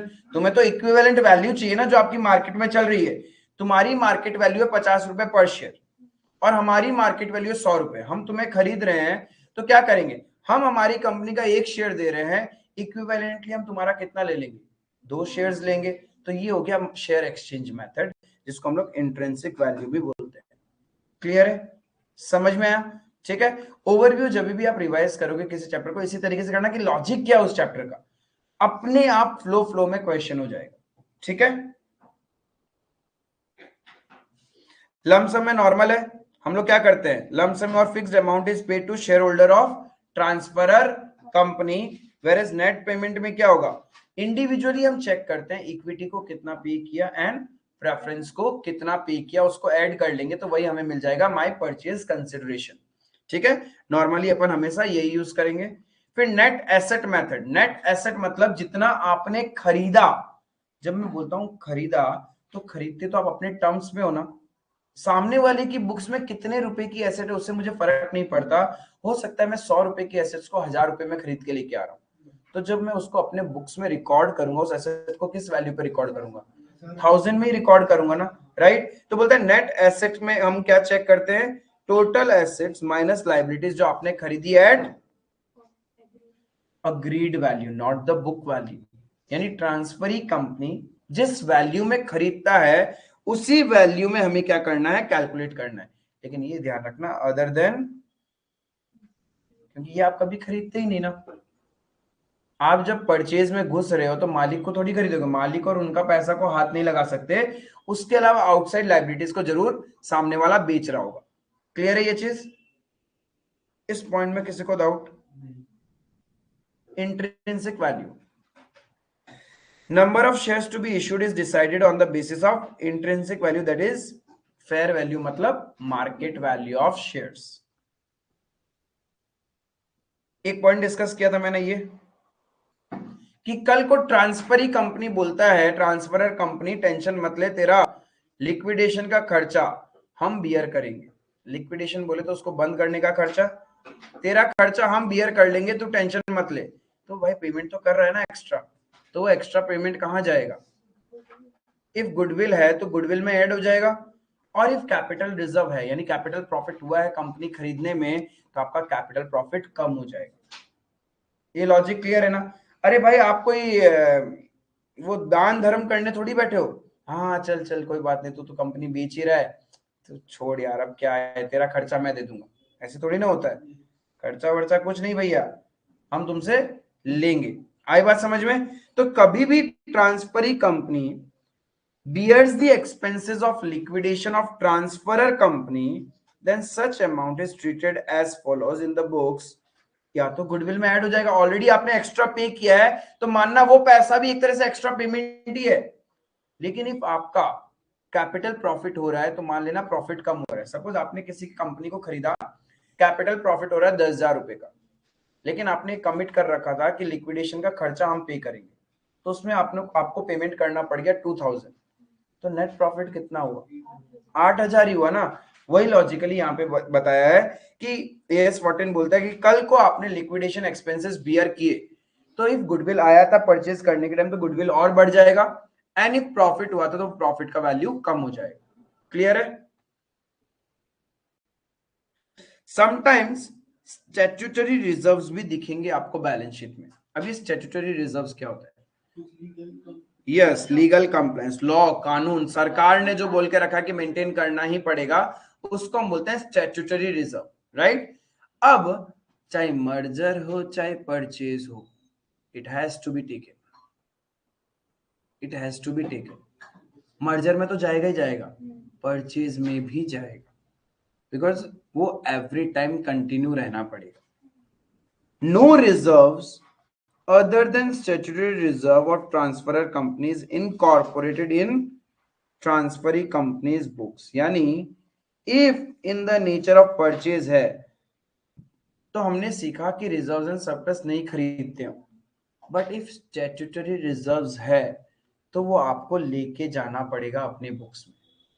आई बात समझ में? Example, export profit reserve, investment allowance reserve, इस टाइप के नाम के कोई भी रिजर्व आपको दिखाई दिया तो वो स्टैट्यूटरी रिजर्व है। ठीक है? जब आप उसको अपनी बुक्स में लेके जाओगे तो रिजर्व्स क्रेडिट हो जाएंगे, और कॉरेस्पॉन्डिंगली एक नया डेबिट बैलेंस फिक्टिशियस एसेट्स आ जाएगा, अमालगमेशन एडजस्टमेंट रिजर्व, और इसको धीरे धीरे करके अपन राइट ऑफ कर देंगे, क्योंकि कोई भी रिजर्व का डेबिट बैलेंस का मतलब क्या है? नुकसान। फिक्टिशियस एसेट्स जैसे एडवर्टाइजमेंट सस्पेंस, एडवर्टाइजमेंट सस्पेंस, ठीक है? तो एडवर्टाइजमेंट सस्पेंस क्या होता है? खर्चा तो हो चुका, राइट ऑफ नहीं किया ना, तो उसको हम फिक्टिशियस एसेट्स बोलते हैं। वैसे ही एक तरह से ये है, कोई नाम का नहीं है, एडजस्ट हो जाएगा ये। Amalgamation adjustment reserve, with the time हम लोग उसको हटा देंगे, राइट ऑफ कर देंगे। क्लियर है? और प्रेजेंटेशन में मैं इसको बताऊंगा कि हम लोग बैलेंस शीट में इसको रिजर्व्स में ही दिखाएंगे bye way of negative figure. Just entry है, जब आप किसी कंपनी के स्टैट्यूटरी रिजर्व्स को खरीदते हो, खरीदते तो नहीं हो, लॉ ने बोला लेके दिखाना ही पड़ेगा आपको अपने बुक्स में, तो आप क्या करते हो? रिजर्व्स को अपने बुक्स में क्रेडिट करते हो, कॉरेस्पॉन्डिंगली डेबिट क्या कर रहे हो? एक नया फिक्टिशियस एसेट्स खुल गया, अमालगमेशन एडजस्टमेंट रिजर्व, बस, नथिंग मोर देन दैट। ठीक है? और इसको जनरल रिजर्व से लास्ट में माइनस करके दिखा दे। मैंने बोला ना, एसेट्स में नहीं दिखा के हम लोग रिजर्व्स एंड सरप्लस में ही माइनस करके दिखाएंगे। ओवरऑल इंपैक्ट कुछ नहीं हो रहा है। जब हम बैलेंस शीट बनाएंगे तो आपको इसका लॉजिक समझ में आएगा कि ओवरऑल इंपैक्ट तो कुछ हुआ ही नहीं, जस्ट लॉ ने बोला उसको लेके आना तो लेके आना ही पड़ेगा। ठीक है? फिर भी स्लाइड 10% भी समझ में आया होगा तो ठीक है, कोई बात नहीं, वरना बैलेंस शीट में जब ये पॉइंट्स दिखेंगे ना, तब अपन फिर से इसको रेफर कर लेंगे, कोई दिक्कत नहीं है इसमें।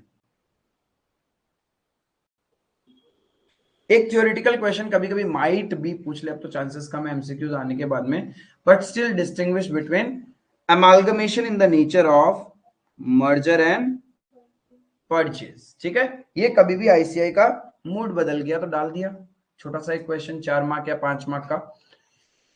मर्जर में क्या होता है? All the assets and liabilities, all the assets and liabilities are transferred, whereas purchase में क्या होता है, क्या हो गया All इसमें? and assets and liabilities are not. इतना फ्लक्चुएट कर रहा था क्या पहले भी? तो ऑनलाइन हो ही नहीं रहा था सर, ऑफलाइन रिकॉर्ड किए।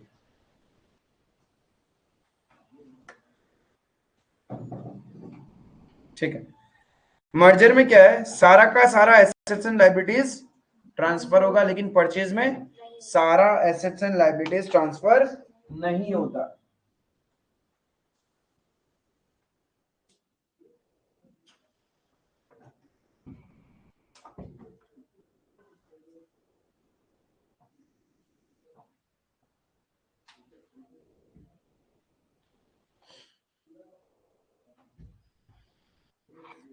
कम से कम 90% equity holder becomes the equity holder of transferee company. इसमें जरूरी नहीं है परचेज में इक्विटी वाले बोलेगा ना ना ना, मुझे आपके कंपनी में कोई शेयर होल्डर नहीं बनना, आप मुझे मेरा पैसा दो, मैं चलता बनूं, आपको चलाना है चलाओ इस कंपनी को, मुझे कोई फर्क नहीं पड़ता, बस मुझे मेरी वैल्यू दे दो। आई बात समझ में? परचेज में ऐसा जरूरी थोड़ी ना है कि जो कंपनी बिक रही है उसके इक्विटी शेयर होल्डर आपकी कंपनी के इक्विटी शेयर होल्डर बने, उनकी मर्जी भाई, वो बोलेंगे हमारा पैसा तो हम निकल रहे हैं यहां से, राइट? तो परचेज में ऐसा कोई टर्म्स एंड कंडीशन नहीं, वेरेज मर्जर में तो क्या है, इक्विटी को इक्विटी बनना ही पड़ेगा।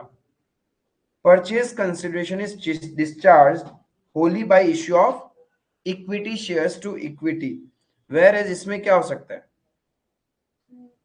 जरूरी थोड़ी ना इक्विटी शेयर होल्डर को इक्विटी दे, कैश भी दे सकते हैं, एसेट्स भी दे सकते हैं, डिवेंचर्स कुछ भी दे सकते हैं, depends upon the seller. Seller बोलता है मुझे ये चीज दे दो, मुझे मेरे को 10 करोड़ रुपए आपसे मिलने हैं, कैश दे दो, बैंक में दे दो, इतने रुपए की आपकी एसेट्स दे दो, या फिर 2 करोड़ का चेक दे दो, बाकी आप क्या करो, आपकी कंपनी के शेयर्स दे दो। ठीक है, वो डिपेंड करता है उसके ऊपर में। तो यहाँ पे कोई जरूरी नहीं है कि हम लोग सारा का सारा पेमेंट इक्विटी शेयर्स में करें, लेकिन मर्जर में क्या होगा, 100% क्या इश्यू करेंगे, इक्विटी ही इश्यू करेंगे। फ्रैक्शन पार्ट के लिए हम लोग क्या दे सकते हैं, कैश दे सकते हैं। Same business is intended to be carried by transferee company, ये इंटेंशन होना पड़ेगा मर्जर में, लेकिन परचेज में नहीं है। मैंने खरीदा छोड़ दिया, बहुत पैसा है, जरूरी थोड़ी ना है, घर खरीदा मैंने, मैं उसको रहने के लिए यूज करूं, मेरी मर्जी, कुछ भी कर सकता हूं। तो बोलता है same business need not be intended to be carried by transferee company. Assets and liabilities are recorded at book value except for adjustment of uniformity in accounting policy, यानी जो assets and liabilities प्लस होगा वो किस value पे होगा, book value पे होगा, लेकिन यहां पे किस वैल्यू पे होगा, एग्रीड और फेयर वैल्यू पे। Accounting is done by pooling of interest, pooling of interest में दो जन का इंटरेस्ट एक साथ में मिल रहा है, लेकिन यहां पे अपन फॉलो करते हैं परचेज मेथड।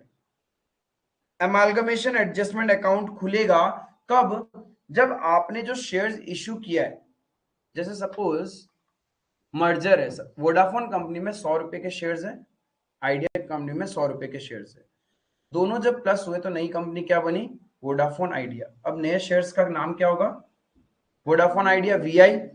अब वीआई क्या कर रही है, वोडाफोन वाले को यदि उसने 100 रुपए के शेयर इश्यू किए तो कोई दिक्कत नहीं, पहले भी 100 रुपए का शेयर कैपिटल था, अभी भी 100 रुपए, और आइडिया वाले को भी 100 दिया, तब तक प्रॉब्लम नहीं है।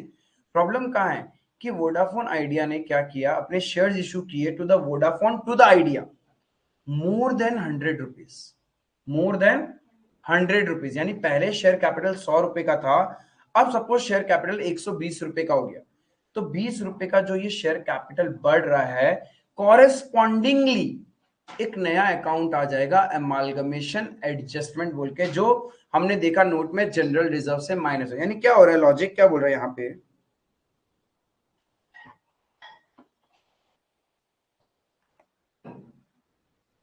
बोलता है दो कंपनी है, यदि इधर में शेयर कैपिटल 100 और 100 है, तो ये दोनों ऐड होके शेयर कैपिटल 200 बनना चाहिए ना, मर्जर का मतलब तो यही हुआ, राइट? बोलता है यदि ये नहीं हुआ, ऐसा नहीं हुआ, 230 रुपए शेयर कैपिटल, तो 30 रुपए का ज्यादा शेयर्स दिया ना, तो बोलता है शेयर होल्डर फंड तो सेम ही रहेगा जो पहले था, तो यहाँ पे जो रिजर्व एंड सरप्लस है ना, वहां एक आ जाएगा amalgamation adjustment by way of negative. Ultimately फिर से क्या हो गया, शेयर होल्डर फंड 200 ही हो गया ना। बोला जितना पहले इंटैक्ट था वही रहेगा भाई, मर्जर का मतलब ही वही होता है। ऐसा नहीं कोई आप पोजीशन चेंज कर दोगे। हाँ, बाय चांस आपने जो वैल्यू ऑफ शेयर इशू किया है that is at a higher value than the old book value, तो आप क्या करोगे, उसको एडजस्ट करोगे by opening amalgamation adjustment account. देखो, share capital issued is greater than already appearing in the books उस कंडीशन में। और यहां पे हम एमालगमेशन एडजस्टमेंट रिजर्व खोलते हैं फॉर स्टैट्यूटरी रिजर्व। मैंने बोला ना, परचेज के केस में कंपल्सरीली स्टैट्यूटरी रिजर्व भी लेके आना पड़ेगा। मर्जर में तो कोई डाउट ही नहीं है, मर्जर में तो वैसे भी ऐड होने वाले हैं, जितना शेयर कैपिटल था, जितना रिजर्व एंड सरप्लस था, सारा ऐड हो जाएगा। लेकिन परचेज में हम कभी भी share capital and reserve and surplus नहीं लेके आते। इफ स्टैट्यूटरी रिजर्व्स है वो तो लेके आना ही पड़ेगा। जब आप वो लेके आओगे तो आपका एक नया अकाउंट खुल जाएगा, that is amalgamation adjustment reserve account. Amalgamation adjustment reserve account, clear है। लेकिन मर्जर के केस में कौन सा खुलेगा, कब खुलेगा ये, एग्जिस्टिंग इक्विटी से ज्यादा इक्विटी आपने इश्यू कर दिया तो दैट एक्स्ट्रा पोर्शन के लिए हम लोग क्या खोलेंगे, अमालगमेशन एडजस्टमेंट अकाउंट। क्लियर है। All the reserves and surplus are transfer to transferee company, इसमें तो कोई प्रॉब्लम ही नहीं है। यहाँ पे कोई भी ट्रांसफर नहीं होगा except yes if provided in questions. Clear है। क्या गुडविल कैपिटल रिजर्व मर्जर में कैलकुलेट करोगे, हो ही नहीं सकता, दोनों एक दूसरे में प्लस हो रहे हैं तो, लेकिन परचेज में कैलकुलेट होगा। मर्जर के अंदर हर एक आइटम का डिटेल नोट्स बनाना पड़ेगा। क्यों, क्योंकि जब आप फिर बैलेंस शीट बनाओगे ना तो आपको वहां पे दिखाना पड़ेगा, जैसे सन्ड्री डेटर्स है, ट्रेड रिसीवेबल्स, तो आपको नोट्स टू अकाउंट्स में दिखाना पड़ेगा trade receivables of A company, trade receivables of B company, plus करके आउटर कॉलम में टोटल।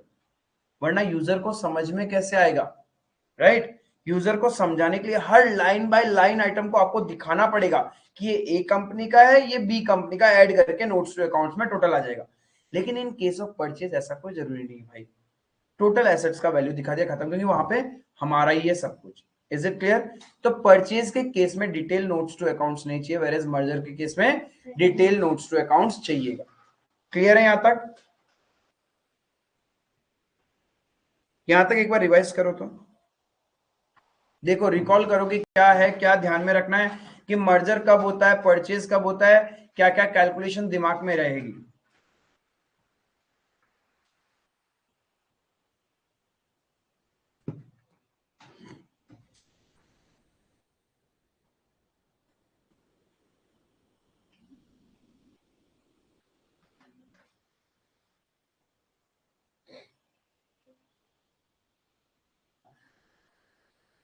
जो आप 230 को 200 किया था, 20 रुपये आ गया।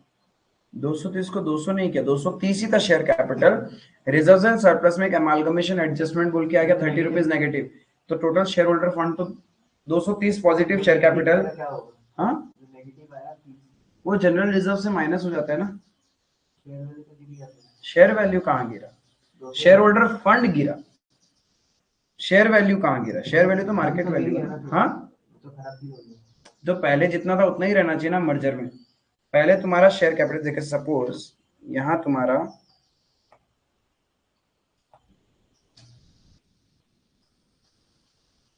सपोज ये वोडाफोन है, ये आइडिया है, ठीक है।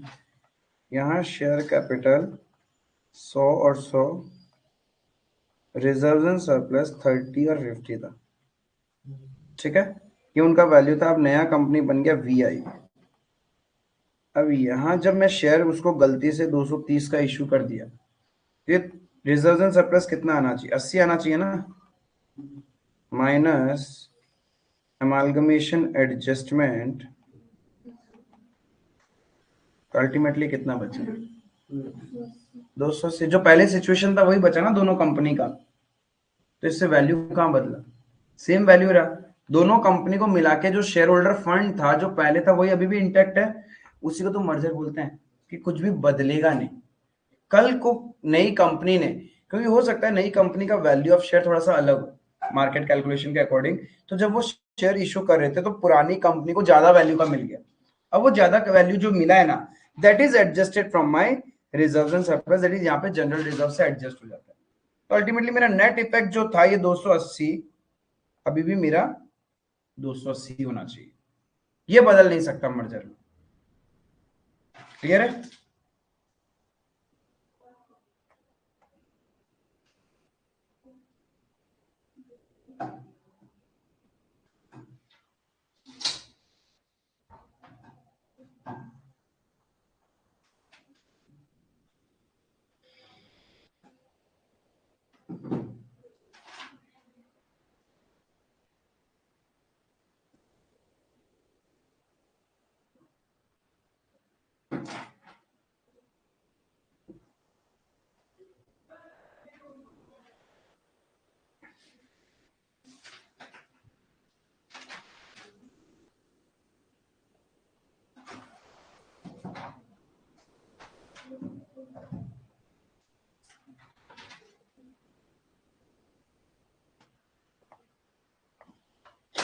ये पॉइंट ध्यान रखना रे, गलती करते कि कहाँ एमालगमेशन एडजस्टमेंट अकाउंट खुलता है और कब एमालगमेशन एडजस्टमेंट रिजर्व आता है।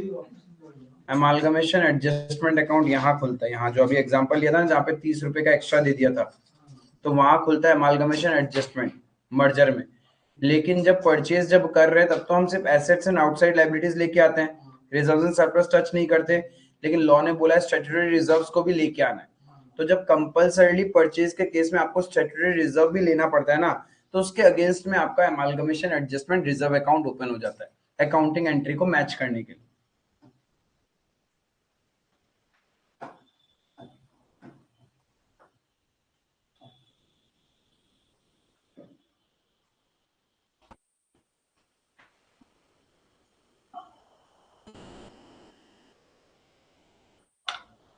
ठीक है, तो देखो कुछ बेसिक चीज जो अपन को ध्यान रखना है जब अपन क्वेश्चन सॉल्व करेंगे, कि पहले तो ये आइडेंटिफाई करना है कि क्वेश्चन किसका है, मर्जर का है या फिर परचेज का है। ठीक है, उसके बाद में एग्जाम में अच्छे से देख लेना है कि हमें किसका बुक्स प्रिपेयर करना है, ट्रांसफरी कंपनी का बुक्स प्रिपेयर करना है या transferor. Because if transferor company का बुक्स प्रिपेयर करना मतलब हमें उसकी बुक्स क्लोज करनी है, और इफ ट्रांसफरी कंपनी का बुक्स प्रिपेयर करना है मतलब वो एसेट्स एंड लायबिलिटीज खरीद के लेके आ रहा है, तो वो अपने बुक्स में एग्रीड वैल्यू पे अकाउंटिंग करेगा। ट्रांसफरर कंपनी तो क्या करेगा, बुक वैल्यू में सब कुछ क्लोज कर देगा, वेरएस ट्रांसफरी कंपनी क्या करेगा, एग्रीड वैल्यू पे उसकी अकाउंटिंग करेगा। क्लियर है? देन ये तो चाहिएगा ही चाहिएगा ताकि हम लोग गुडविल और कैपिटल रिजर्व निकाल सके। परचेज है कैलकुलेट गुडविल और कैपिटल रिजर्व, और मर्जर है तो हम लोग क्या देखेंगे कि जो कैपिटल हम इशू कर रहे हैं ऑलरेडी जो बुक्स में था कहीं उससे ज्यादा तो नहीं है। Capital issued and capital already in the books, उसको कंपेयर करेंगे। इफ उससे ज्यादा है तो हम लोग को क्या करना पड़ेगा, अमालगमेशन एडजस्टमेंट अकाउंट ओपन करना पड़ेगा जो रिजर्व्स एंड सरप्लस से एडजस्ट हो जाएगा। क्लियर है? Then as per the question जैसा होगा वो ड्राफ्ट कर लेंगे, जर्नल मांगेगा, बैलेंस शीट मांगेगा, जो मांगेगा कर लेंगे। कुछ एडजस्टमेंट हमें करना पड़ेगा। जब देखो मर्जर होता है, जब मर्जर होता है हो सकता है कि ए कंपनी को बी कंपनी से कुछ पैसा लेना था, ए कंपनी की बुक्स में B company was debtor and B company के बुक्स में A company was the creditor. लेकिन जब दोनों मर्ज ही हो जाएंगे तब क्या लेना और क्या देना। हो सकता है आप लोग का कोर्टशिप पीरियड में कुछ आपने एक्सपेंसेस किए, ठीक है, चलो, या फिर आपके एजुकेशन लाइफ में आप लोग थोड़े रिलेशनशिप में आए तो वहां पे आपका थंब रूल था, तू तेरा मैं मेरा, यहाँ पे कोई भी शेयरिंग नहीं चलेगा, स्प्लिट वाइज होगा ही होगा। ठीक है, तो कभी कभी तुम दे देते थे, कभी तुम्हारा वो दे देता था, लेकिन हिसाब था कि तुमसे इतना मिलना है, तुमको इतना पे करना है। लेकिन जिस दिन ऑफिशियल हुआ उसके बाद क्या, फिर तो रफा दफा ना, फिर ना तो लेना ना तो देना हो गया, आपस में कैंसिल। तो दैट इज म्यूचुअल ओइंग्स। जब आप दो जिसम एक जान बन चुके हो, अब क्या है, अब तो खत्म ना लेना ना देना, तो बैलेंस शीट में दिखा के भी क्या फायदा होगा, क्योंकि अब तो दोनों की बैलेंस शीट भी तो एक ही बन रही है, राइट। तो वहां पे हम लोग क्या करेंगे, debtors and creditor, bills receivable and bills payable आपस में कैंसल आउट कर देंगे। क्लियर है ये चीज। Then treatment of unrealised profit on closing stock, important point, treatment of unrealised profit on closing stock. Unrealised profit का मतलब, जो भी तो करने हाँ वर्ड टर्म यूज सीखा है आपने, लिखा है एक चैप्टर के अंदर में बार बार इसका, हाँ क्या था वो term, stock reserve. Unrealised profit को अपन क्या बोलते हैं, स्टॉक रिजर्व। सपोज ए कंपनी क्या करता था, बी कंपनी को सेल करता था, राइट, तो प्रॉफिट में बेचता होगा, क्योंकि मर्जर होने से पहले तो दोनों अलग अलग एंटिटी थे ना, ठीक है। तो ए कंपनी बी कंपनी को गुड सेल करता था 100 रुपए का चीज 150 रुपए में, अब दोनों का मर्जर हो गया, बी कंपनी में वो 150 रुपए का क्लोजिंग स्टॉक पड़ा है, राइट। तो दोनों जब मर्ज होंगे तो एक ही कंपनी बन चुकी है ना। एक बात बताओ, ऐसा नहीं लग रहा एक कंपनी का खुद का स्टॉक 150 रुपए में आ गया, तो उसको क्या करना पड़ेगा, वो प्रॉफिट हटाना पड़ेगा ना, उसको कॉस्ट पे दिखाना पड़ेगा। कॉरेस्पॉन्डिंगली एक कंपनी के रिजर्व्स एंड सरप्लस में 50 रुपए का प्रॉफिट था, तो जब वो दोनों एक हो गए तो प्रॉफिट रियलाइज हुआ क्या, वहां से भी तो हटाना पड़ेगा। आई बात समझ में। तो ट्रांसफरी कंपनी अपने बुक्स के रिजर्व्स एंड सरप्लस कम करेगी, समझ में आ रहा है ना।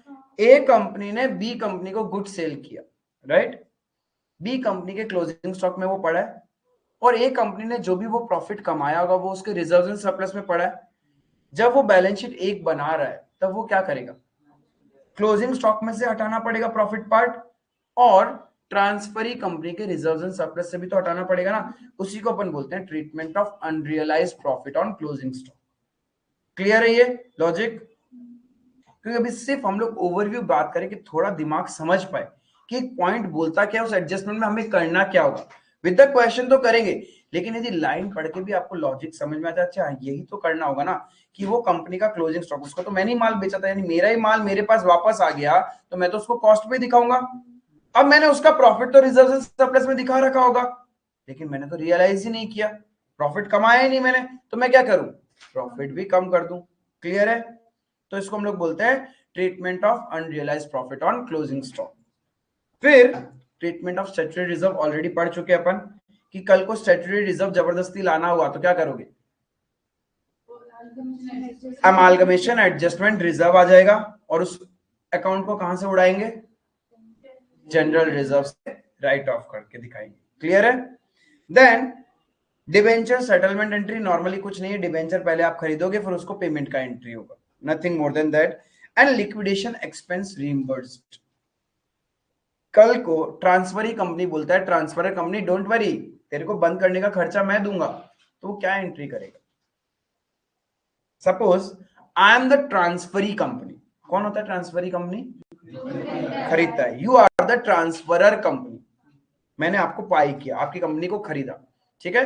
आपकी कंपनी को खरीदने में बंद करना पड़ेगा, मैंने परचेज किया है तो आपकी कंपनी तो बंद, अब वो मेरी हो जाएगी, तो उसके जो लिक्विडेशन के खर्चे हैं वो मैंने बोला डोंट वरी मैं पे कर दूंगा। तो जब मैं पे करूंगा what accounting entry I will pass,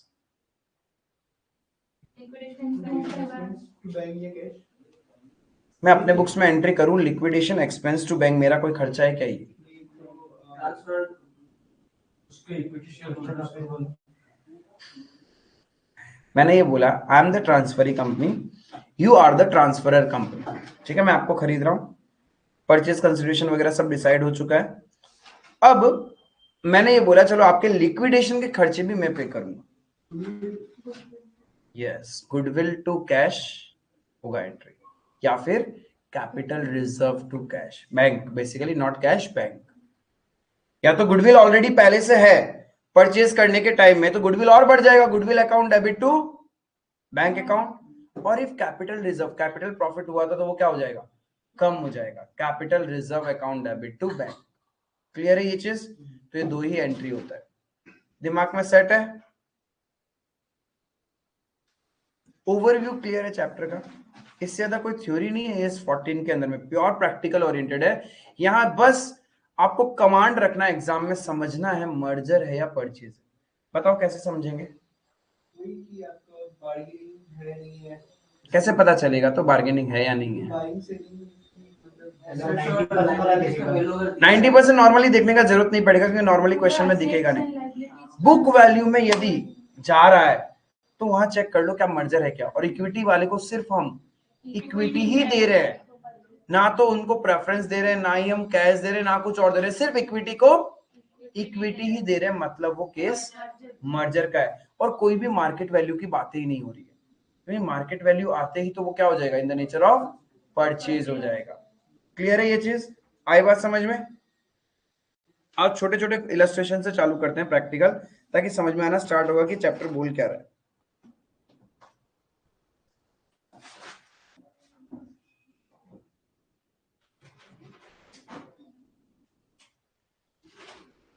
illustration number 1,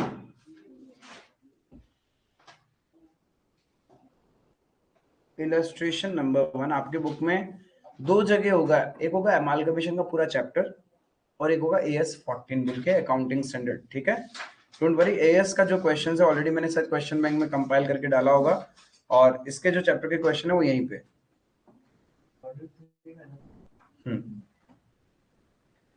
देखो क्या बोल रहा है, S limited is absorbed by P limited, इसका मतलब P limited is my transferee company and S limited is my transferor company. ये बिक रहा है और ये खरीद रहा है।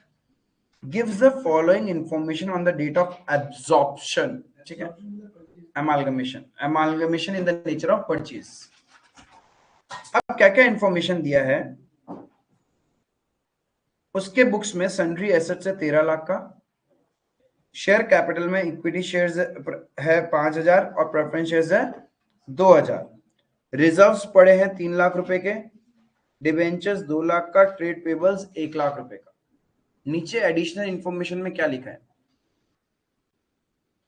P limited has agreed to issue 9%। अब देखो अलग अलग दे रहा है ना, प्रेफरेंस शेयर्स को कुछ दे रहा है, डिबेंचर को कुछ दे रहा है, इक्विटी को कुछ दे रहा है, राइट? यानी क्या ये मर्जर हुआ? वहां सिर्फ इक्विटी को इक्विटी, बाकी कोई कहानी दिखेगी ही नहीं आपको। Is it clear?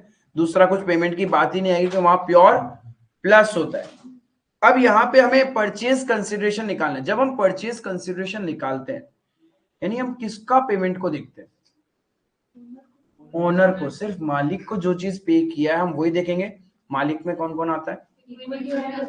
यस, बाकी किसी को भी पे किया हो इग्नोर, परचेज कंसिडरेशन के लिए इग्नोर। जैसे यहाँ पे पॉइंट नंबर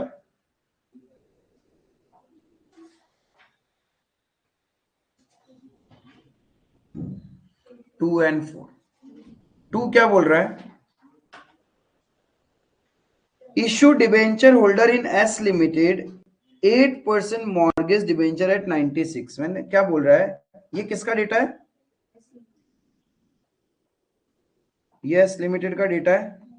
बोलते हैं इसके 6% डिबेंचर को हम क्या दे रहे हैं बदले में, P लिमिटेड अपनी कंपनी का 8% मॉर्गेज डिबेंचर दे रहा है, वो भी कितने में इशू कर रहा है, which are to be redeemed at a premium of। देखो वैसे तो रिक्वायर्ड नहीं है, हमें क्वेश्चन में निकालना क्या है, बट स्टिल क्या आप लोग मुझे ये बता सकते हो कि कितने number of debentures P limited S limited के डिबेंचर होल्डर को इश्यू करेगा?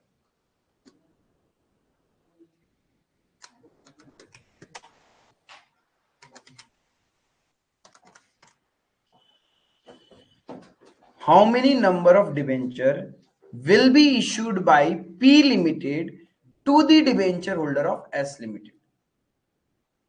ऐसे for the sake of knowledge, दो परचेज कंसिडरेशन में तो आएगा ही ना डिबेंचर को क्या दिया, क्योंकि वहां तो हम क्या देखते हैं, इक्विटी एंड प्रेफरेंस को क्या क्या दिया। जागो भक्तो जागो। 1736। ठीक, आई एम लिसनिंग।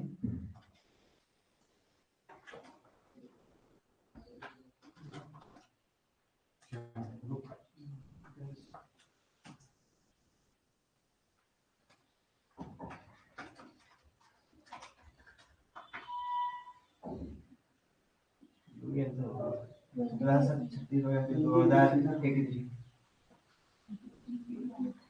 मेरा भी 2083 1700 36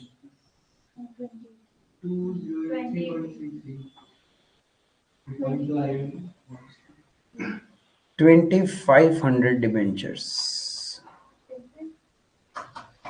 6% debenture which are to be redeemed at a premium of 20%, यानी जो डिबेंचर होल्डर है उसको 20% प्रीमियम में पेमेंट करोगे तो मतलब 2,40,000 में पे करोगे, इतना रुपए पे करना है उसको। What is the issue price of debenture? तो कितने डिबेंचर हुए? हम कैसे निकालते हैं number of debenture to be issued? एक चैप्टर में सीखा भी तो था, amount to be paid divided by issue price of the security. वो अकाउंटिंग फेस वैल्यू पे करेगा, उससे हमें क्या मतलब है, but number of debenture to be issued कैसे निकालते हैं? Amount to be paid divided by issue price of security. तो क्या कुछ भी बोल रहे हो, 1700 2083, अपनी दुनिया में चल रहे हो लोग। यहाँ पे जरूरत नहीं था, बट ये बाद में तो जरूरत पड़ेगा।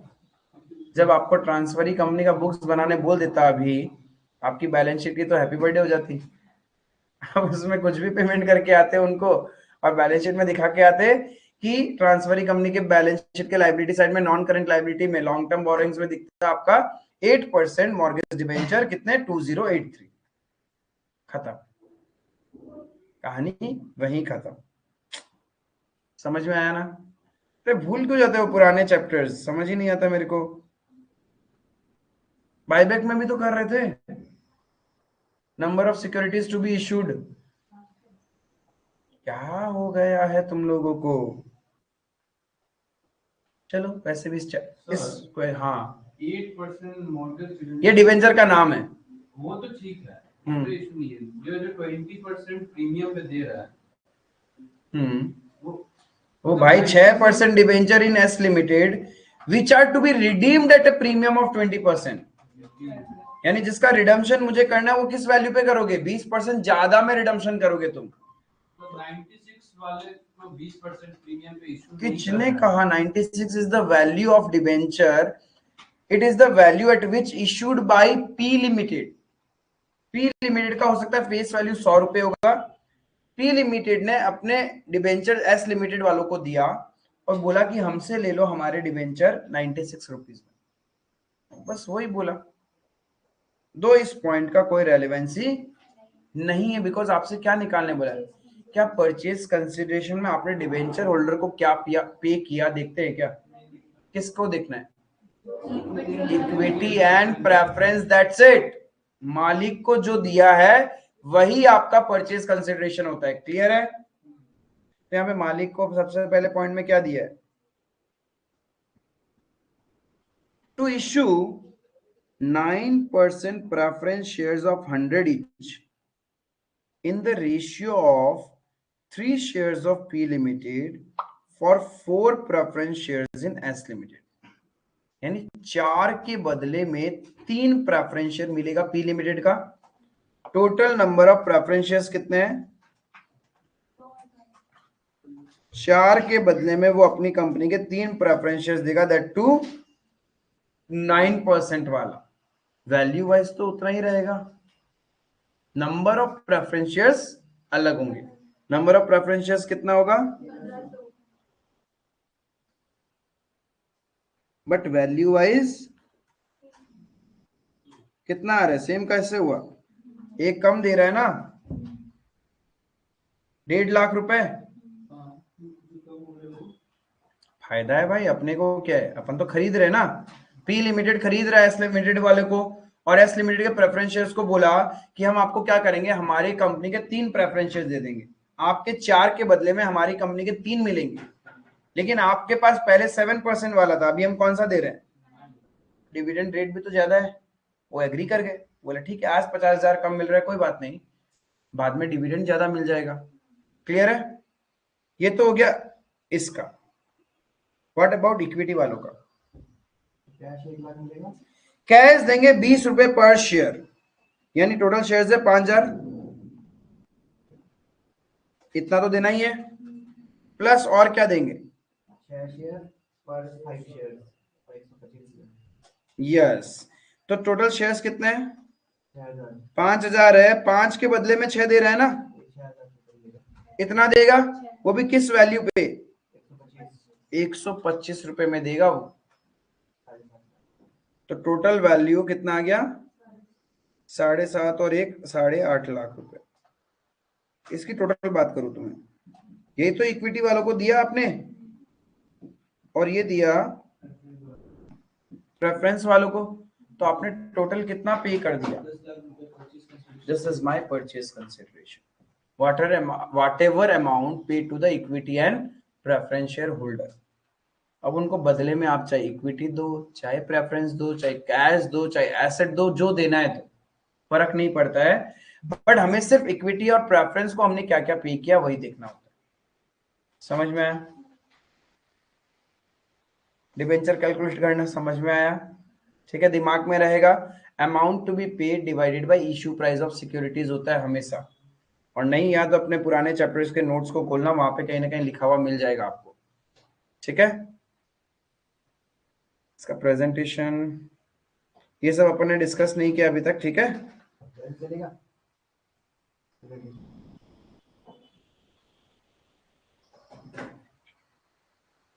रिसीव वर्ड यूज करेंगे, प्रेफरेंस शेयर होल्डर लिखा, कैलकुलेशन दिखा दिया, और इक्विटी शेयर होल्डर दिखा दिया। ठीक है, बस रिसीव जरूरत नहीं है ना अपने को, उनको क्या, नॉर्मल प्रेफरेंस शेयर होल्डर होता है।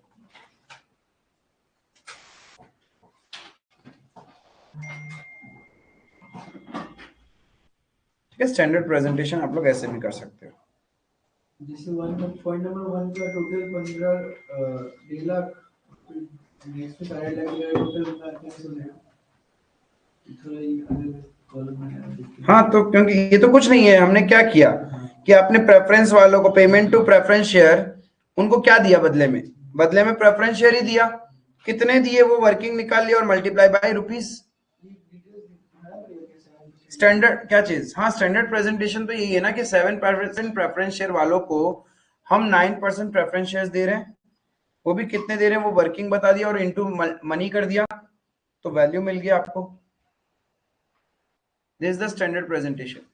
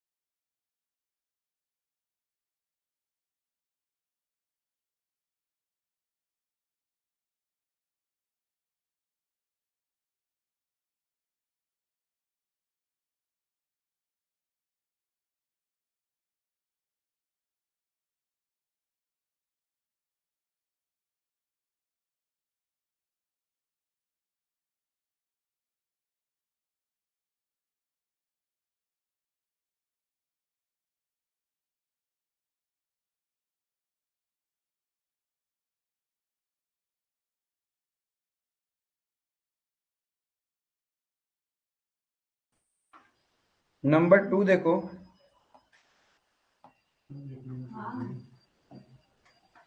जिसका योग्य वो नंबर 2 रीड करो। यार 10 सेकंड, 1 मिनट तक ज्वाइन किया, दिक्कत है ना?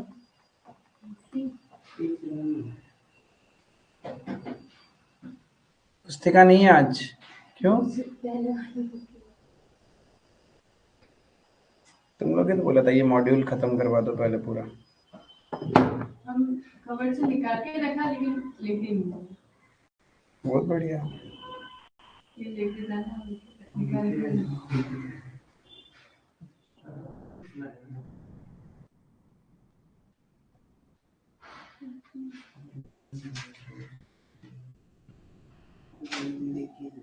हाँ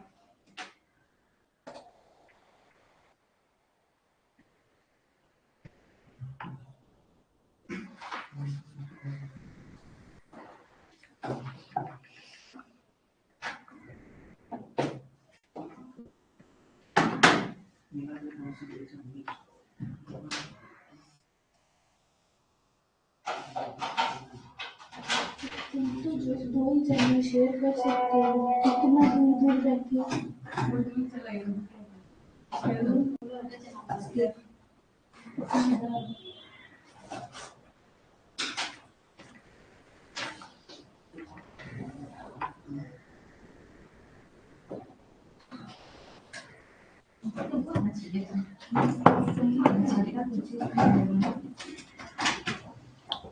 चले आगे। नंबर 2 में देखो बैलेंस शीट दे दिया ए लिमिटेड का,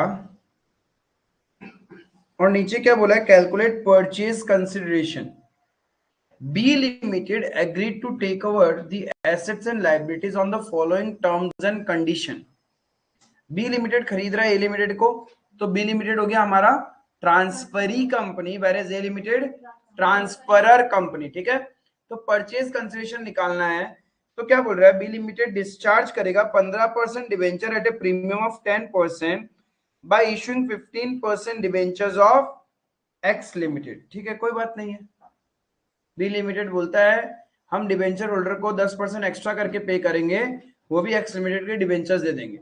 क्या हमें इससे मतलब है परचेज कंसिडरेशन में? कोई मतलब नहीं। PPE at 10% above the book value, investment at par value, यानी बी लिमिटेड क्या बोल रहे हैं, हम कैसे खरीदेंगे, PPE को 10% हायर वैल्यू पे खरीदेंगे। PPE है कितने का, यानी यही तो बार्गेनिंग हुआ। यदि सब कुछ बुक वैल्यू में जाता तो amalgamation in the nature of merger हो जाता है। यहाँ पे तो क्या कर रहा है, हायर वैल्यू पे। क्या चीज, परचेज कंसिडरेशन तो दोनों में ही होगा। जब नया कंपनी बनाओगे A plus B, A B company, तो ए बी कंपनी भी तो पे करेगा ए कंपनी और बी कंपनी के इक्विटी वालों को, वहां पे भी परचेज कंसिडरेशन, लेकिन वहां पे सिर्फ इक्विटी होगा और सब कुछ बुक वैल्यू पे जाएगा। लेकिन यहाँ पे क्या हो रहा है, देखो कुछ ना कुछ वैल्यूज तो बदल रही है, तो हमारा पीपी किस वैल्यू पे जाएगा,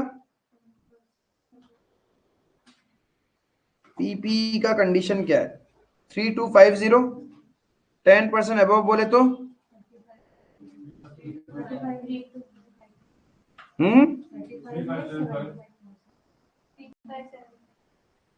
थाउजेंड्स में ना। ठीक है, investment at par value, investment का value 600, note number 5, investment at cost. ये क्यों निकालना है हमको, क्योंकि क्या बोलते हैं परचेज कंसिडरेशन में तो ये आएगा नहीं। परचेज कंसिडरेशन में टाइम पे क्या चीज, ये क्या बोलते हैं पीपी का और इन्वेस्टमेंट का कैलकुलेशंस। दो तरीका है, मैंने बोला ना, एक होता है नेट एसेट और एक होता है इक्विटी को तुमने क्या दिया, प्रेफरेंस को क्या दिया। इस क्वेश्चन में दोनों तरीका है, दोनों तरीके से सिखा रहा हूं। देखो यहाँ पे पॉइंट नंबर डी और ई यदि आप देखोगे तो प्रेफरेंस शेयर्स को क्या दिया और इक्विटी को क्या दिया, क्वेश्चन खुद बता रहे हैं ना, राइट। अब कितना कैसे दे रहा है, देखो यहाँ पे क्यों निकालना है, क्या बोला, preference share holder are discharge at a premium of 10% by issuing 15% preference shares of 100 each। तो हमने प्रेफरेंस शेयर होल्डर को क्या दिया, 15% preference shares of B limited. कितना पे करना है, यानी 75,000 है, उसको कितना मिलेगा, 750 प्लस 10%, 8,25,000। ज्यादा है ना, 7,50,000 है ना। 7,50,000 को तुम 8,25,000 पेमेंट करेगा 10% प्रीमियम पे। ये हो गया प्रेफरेंस शेयर का कहानी। इक्विटी वाला का क्या बोल रहा है? 3 equity shares of ₹10 each for every 2 equity shares in B limited, यानी 3 के बदले में 2 के बदले में 3, 2 के बदले में 3। ठीक है भाई, तो कितने इक्विटी शेयर्स है? इक्विटी शेयर्स मिलेगा 1.5 लाख इक्विटी शेयर्स है, 2 के बदले में 3 किस वैल्यू पे? फेस वैल्यू पे इशू कर रहा है। कितना पेमेंट? 22 लाख। यहां तक क्लियर है? एंड पे द बैलेंस इन कैश। बताओ तो भाई, अब ये कैसे निकालूं? नेट एसेट्स निकालेगा वही, अब कितना पैसा कैश में पे करना है उसके लिए मुझे पता कैसे चलेगा? हमें देखना पड़ेगा कि नेट एसेट्स कितनी घर पे आई है, उसके अकॉर्डिंग तो आप पे करोगे। अब देखो, आपकी नेट एसेट्स की बात करते हैं। पीपी कितने का लेके आए आप? 35, 3 लाख, क्या था? 35 लाख, 75। फिर इन्वेस्टमेंट, कॉस्ट पे, करंट एसेट्स,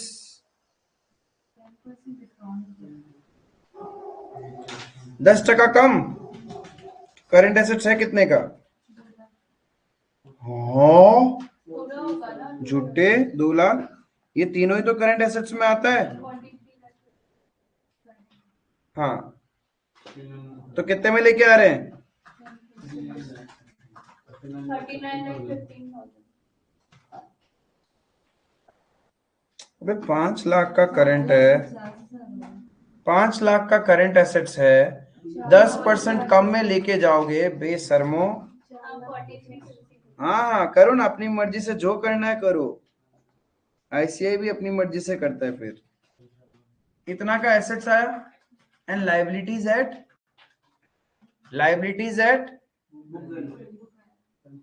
तो माइनस लायबिलिटी में क्या क्या है इसके पास? करंट लायबिलिटीज है। अरे देखो बाबा, ऐसे नहीं होता है। करंट लायबिलिटीज है, और क्या लायबिलिटीज है? अबे ये कहा जाएगा लॉन्ग टर्म बोरोइंग्स, और लॉन्ग टर्म बोरोइंग्स को कितना पे करना है?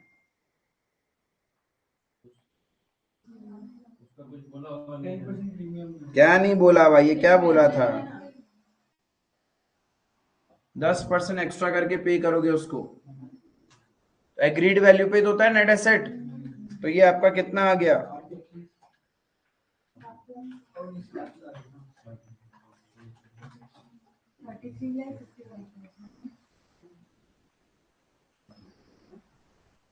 दैट्स माय नेट एसेट 33,55,000, जिसमें से 825 पे हो गया,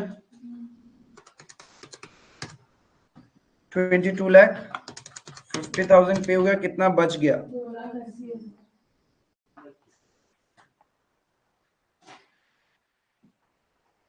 कैसे मतलब क्या बोलते हैं टोटल वो कितना है एसेट्स कितना है टोटल एसेट्स माइनस लायबिलिटीज करके तो नेट एसेट्स घर पे आया होगा। हाँ नेट एसेट का value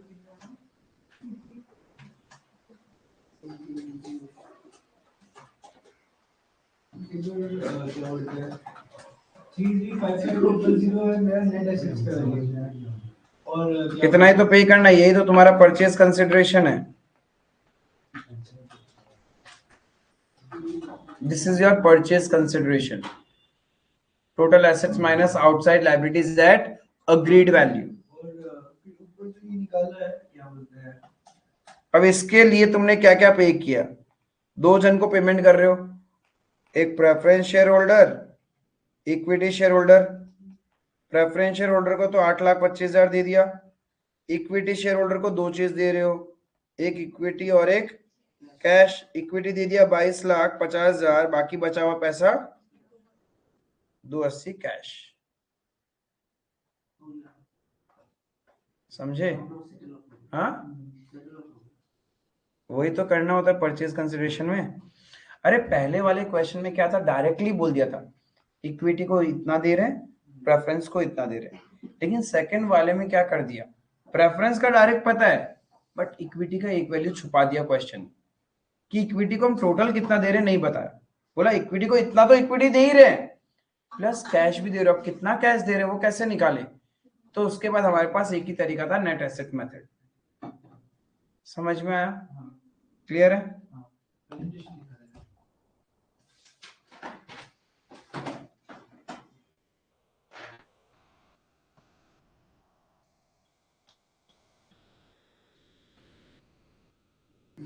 Y limited takes over X limited, यानी क्या कर रहा है, Y limited is the transferee company whereas X limited is the transferor company.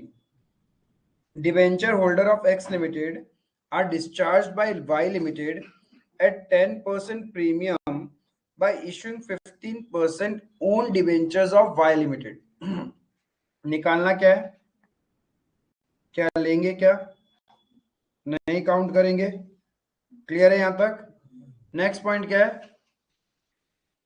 14% preferential holder of X limited are discharged at a premium of 20% by issuing necessary number of 15% preference shares of Y limited face value 100. यानी in short हमें कितना देना है, 20% ज्यादा देना है. ये event number 2 point काट के दिया क्योंकि लास्ट जो क्वेश्चन किया था उसमें भी बाद में काम नहीं आया था ये वाला पॉइंट. हाँ, यदि मेरे पास में इक्विटी और प्रेफरेंस का डायरेक्ट डेटा होगा तो जरूरत नहीं पड़ेगा ना, नहीं होगा तो फिर उसको कंसिडरेशन में लेंगे. नेट एसेट्स निकालने के लिए काउंट करते हैं, लेकिन डायरेक्ट मुझे देखना है इक्विटी को क्या पे किया, प्रेफरेंस को क्या पे किया, तब तो डिवेंचर होल्डर नहीं चाहिए. तो प्रेफरेंस शेयर होल्डर को कितना पे करेंगे अपन, 25 लाख रुपीस है, 20% प्रीमियम मतलब 30 लाख रुपीस. तो प्रेफरेंस शेयर होल्डर को चला जाएगा 30 लाख.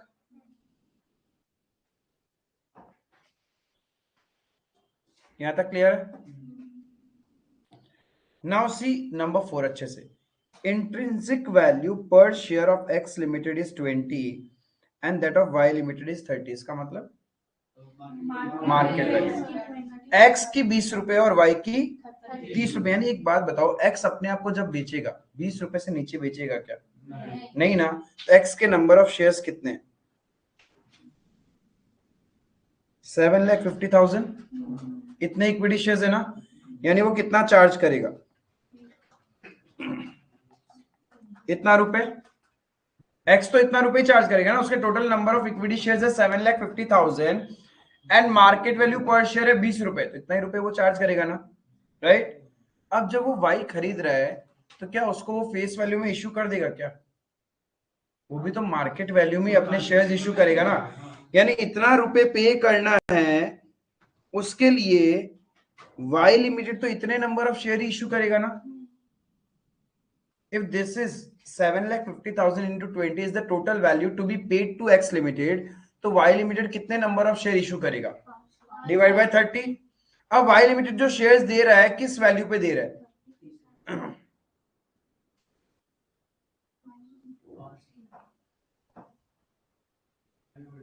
इशू. ये तो नंबर ऑफ शेयर्स निकाले ना, कितने इशू करने पड़ेंगे, कितने निकाले, कितने रुपए में दे रहा है वो, यानी टोटल. समझ में आया? यानी टोटल परचेज कंसिडरेशन कितना हो गया, 80 lakhs. 30 lakhs to the preference shareholder and 50 lakhs to the equity shareholder. समझ में आया क्या इंट्रिंसिक वैल्यू वाला कंसेप्ट? कम पैसे दे रहे हैं क्या चीज, कम पैसे दे रहे हैं. वो एग्री कर रहा है भाई, मेरा 30 रुपए का शेयर भी तो ले रहा है. उसका मार्केट वैल्यू 20 रुपए और मेरा मार्केट वैल्यू 30 रुपए है. तो पहले हमने निकाला कि हमें कितने शेयर्स देने पड़ेंगे. हमने देखा कि हम दे रहे हैं 5 lakh shares and that too at the face value, तो बस उतना पे कर देंगे उसको. क्लियर है? ये क्लियर है? परचेज कंसिडरेशन 30 लाख इसको और 50 लाख इसको. तो यहाँ पे डायरेक्टली पता ही है इक्विटी को क्या देना है, प्रेफरेंस को क्या देना है. तो क्या नेट एसेट निकालना पड़ेगा क्या? नहीं जरूरत है. तो बस नॉर्मल तरीके से कर देंगे इसको. तो अगर इसमें वो पार वैल्यू वाला लाइन नहीं बोलता तो कुछ तो वैल्यू बोलता क्वेश्चन. ये मतलब फिर हम लोग मार्केट वैल्यू बोलता है या हाँ कुछ तो बोलता उसको है, पकड़ लेते हैं ना। हाँ फिर इंटू 30 कर लेते। into 30 कर लेते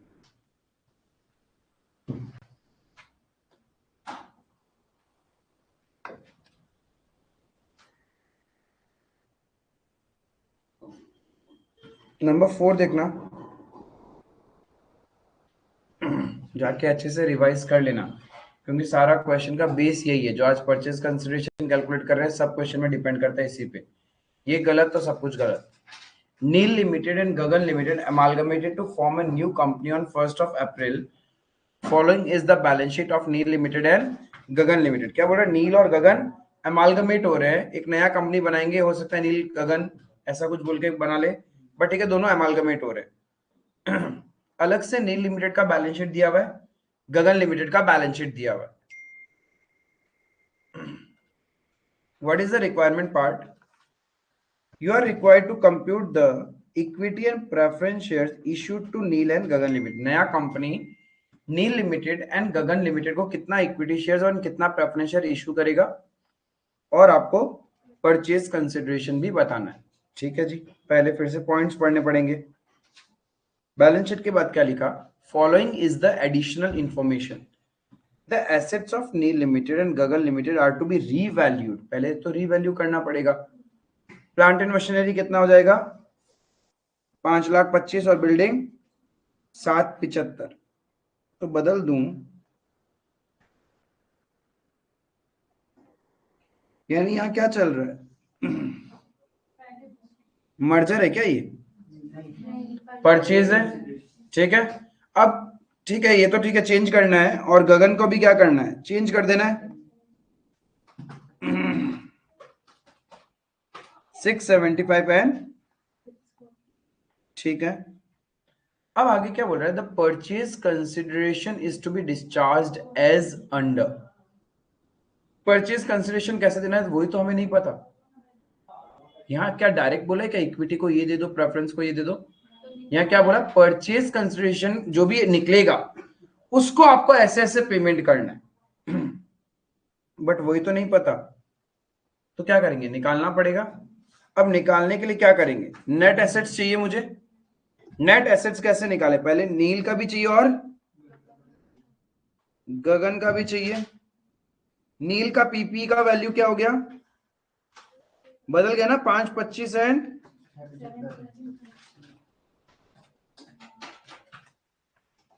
और उसका 675 एंड, और क्या क्या एसेट्स था, करंट एसेट्स है 1,63,500 एंड 8,600 ये भी है, माइनस आउटसाइड लाइबिलिटीज।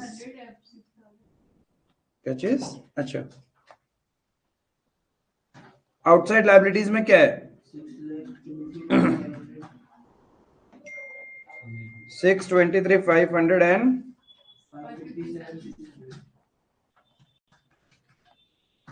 तो नेट एसेट्स कितना, 48,994।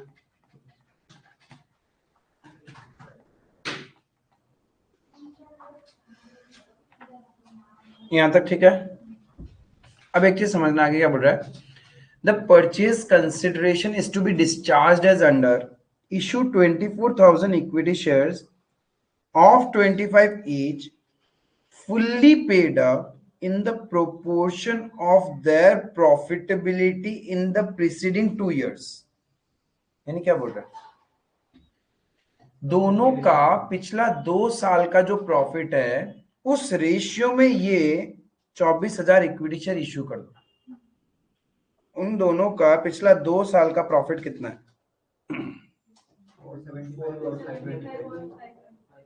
इसका रेशियो क्या होगा, हाँ जो भी है टोटल करके निकाल दो, कितना इक्विटी शेयर मिलेगा। 24,000 इक्विटी शेयर बांट रहे हैं हम नील को और गगन को, इस रेशियो में बांटेंगे ना, 11,400 एंड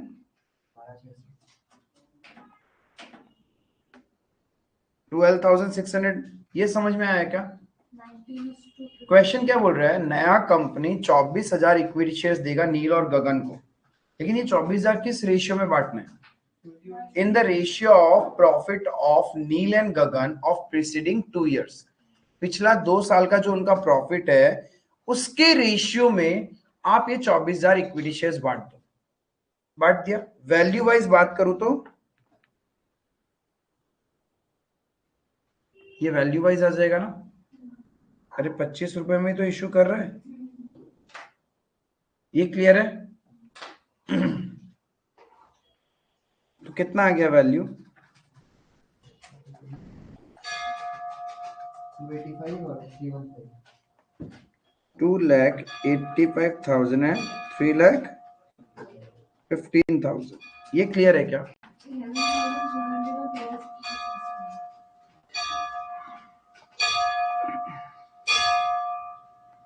इस रेशियो में करना है ना, तो 475:525 का रेशियो बना।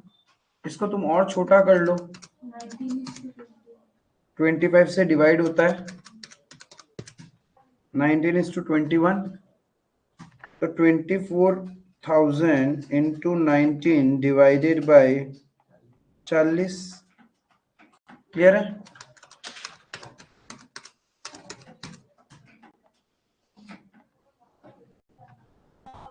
वैल्यू भी क्लियर है, इंटू 25 किया था। ये तो हो गया इक्विटी की कहानी। प्रेफरेंस के लिए क्या बोल रहा है, issue 12% preference shares of ₹10 each, fully paid up at par to provide income equivalent to 8% return on net asset in the business as on 31st March X1 after revaluation of assets of Neil Limited and Gagan Limited। क्या बोल रहे हैं, preference share holder को preference shares दे दो, लेकिन इस कदर दो कि उनका रिटर्न कितना होना चाहिए ऑन वो 12% और 8% नेट एसेट्स। तो 8,40,000 का 8% बताना। नेट एसेट्स में तो बोला 67 आफ्टर कंसिडरिंग रीवैल्यूएशन, तो रीवैल्यूएशन कंसिडरेशन के बाद कितना आ रहा है, 67 और इसका 73920. अब एक चीज समझो, हमें एक्स नंबर ऑफ या फिर x value of shares issue करना है जिसका 8% रिटर्न इतना ही आना चाहिए, यही तो बोल रहे हैं। आपको क्या करना है, इतना वैल्यू का प्रेफरेंस शेयर्स दे देना है उनको कि उस पे जो डिविडेंड बनेगा ना, that has to be this value. यानी can I say x into 8%, sorry हाँ, x का 8% शुड बी और नहीं एक्स का 12% होगा. क्या चीज, 12% अच्छा 12% प्रेफरेंस शेयर देना है ना। तो यानी मुझे x वैल्यू है, इतना वैल्यू का प्रेफरेंस शेयर देना है, उस पे 12% रिटर्न मिला के कितना होना चाहिए, that's what question is saying. Issue 12% preference share, 12% का इशू करना है, लेकिन उसका जो डिविडेंड बनेगा कितना बनना चाहिए, 8% ऑफ नेट एसेट्स। तो यानी मेरे को कितना रुपए का इशू करना पड़ेगा, 67,200 डिवाइडेड बाय 12%,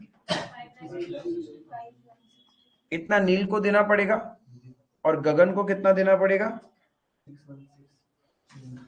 73,920 डिवाइडेड बाय 12%, 6,16,000। समझ में आया?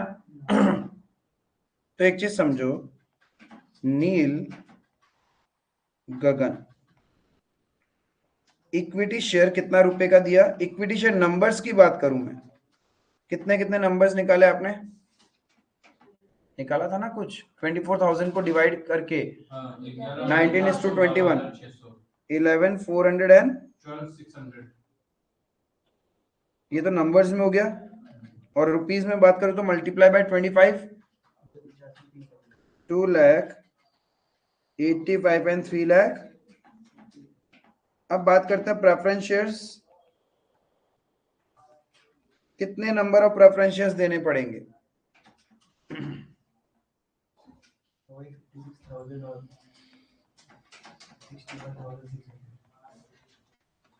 अरे जब 5,60,000 रुपए के प्रेफरेंस शेयर्स देने तो फेस वैल्यू पे तो दे रहे हैं, तो डिवाइडेड बाय फेस वैल्यू करोगे तो number of preference share to be issued आ जाएगा, और रुपीस टर्म में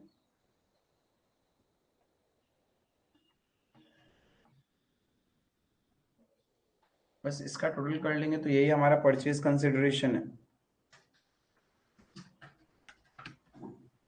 इक्विटी को जो मिला, प्रेफरेंस को जो मिला, उसका टोटल करोगे वही तो आपका परचेज कंसिडरेशन होगा, तो वही तो है 2,85,000 plus 5,60,000 and 3,15,000 plus 6,16,000, that's your purchase consideration.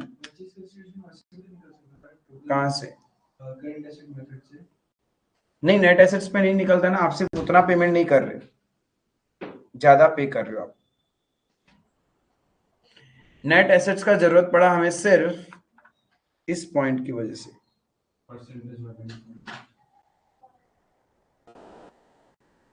वो बोल रहा है ना इतना रिटर्न चाहिए नेट एसेट्स पे, तो इसलिए नेट एसेट्स निकालना पड़ा। क्लियर है? नेट एसेट ही तो अपना परचेज कंसीडरेशन होता है। ये किसने कहा? जरूरी है कि नेट एसेट ही परचेज कंसिडरेशन हो? नेट एसेट मेथड में जो वैल्यू निकलता है वो तो नेट एसेट मेथड में जो वैल्यू निकलता है वही होता है, लेकिन वहां पे हम लोग बुक वैल्यू लेते हैं, वही परचेज कंसिडरेशन माना। लेकिन यहाँ पे तो अलग से क्वेश्चन बता रहे हैं ना कि इक्विटी को क्या देना है, प्रेफरेंस को क्या देना है, तो हम लोग तो वही लेंगे ना जो इक्विटी को और प्रेफरेंस को मिल रहा है। हाँ, नहीं बताता तो जो तुम्हारा नेट एसेट्स था वही तुम्हारा परचेज कंसिडरेशन होता। समझ में आया?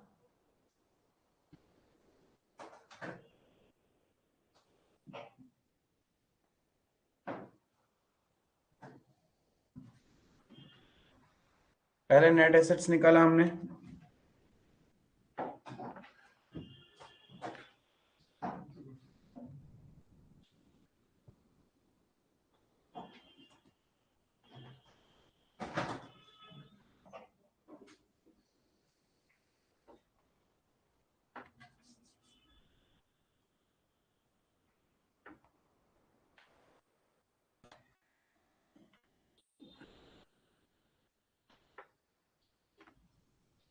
लिमिटेड क्या कर रहा है, रमन लिमिटेड को भी खरीद रहा है और नमन लिमिटेड को भी खरीद रहा है, तो नेचर ऑफ परचेज है। अब क्या बोला कि राणा लिमिटेड क्या करेगा, 4 preference shares of 100 each in Rana limited at the rate 85 paid up at a premium of ₹30 per share for every 3 preference shares held in both the companies। यानी दोनों कंपनीज में 3 के बदले में 4 देगा, लेकिन वो 85 पेड अप वाला ही देगा। आगे बोला 5 equity shares 10 each 7 paid up at a premium of 5 per share for every 3 equity shares held in both the companies। 3 के बदले में 5 equity shares. In addition necessary cash भी देगा, वो कितना देगा पता नहीं। अब एक चीज समझो, जब ऐसे लिख दे नेसेसरी कैश, कोई तरीका ही नहीं, क्योंकि इक्विटी को इक्विटी, प्रेफरेंस को प्रेफरेंस तो लिख दिया, लेकिन कैश कितना हमें पता नहीं है ना, तो we have to first calculate the net assets of the Raman limited and Naman limited, ताकि हमें परचेज कंसिडरेशन पता चले। अब रमन लिमिटेड का नेट एसेट्स कैसे निकलेगा? ये हम लोग पीपीई में ये ऐड कर देंगे, इन्वेंट्रीज ऐड कर देंगे, ट्रेड रिसीवेबल्स ऐड हो जाएगा and cash and cash equivalent add हो जाएगा, minus trade payables at agreed value. Net assets जब भी आप किसी कंपनी का निकालते हो तो आप क्या लोगे, एग्रीड वैल्यू लोगे, राइट? तो आपका कितना आ रहा है, अरे इन चारों को 1 2 3 4 5 को प्लस करके 8640 को माइनस कर दो, तो वही तो नेट एसेट्स है, वही परचेज कंसिडरेशन हुआ।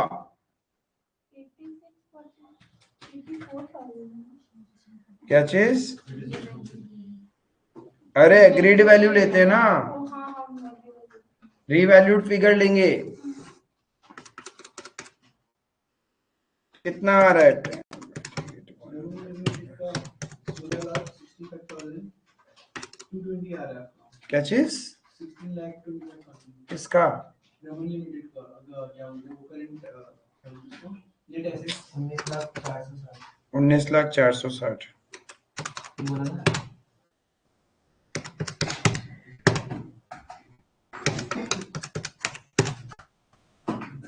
कैश इन कैश दोनों में लेना पड़ेगा ना।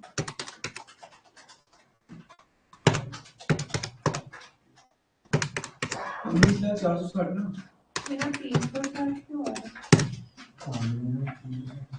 इसका रहा 19 लाख 460 और इसका आ रहा है 856 580।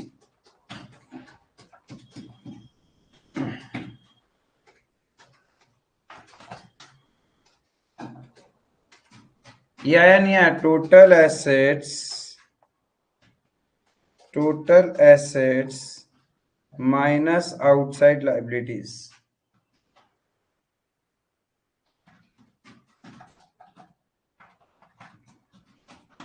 टोटल एसेट्स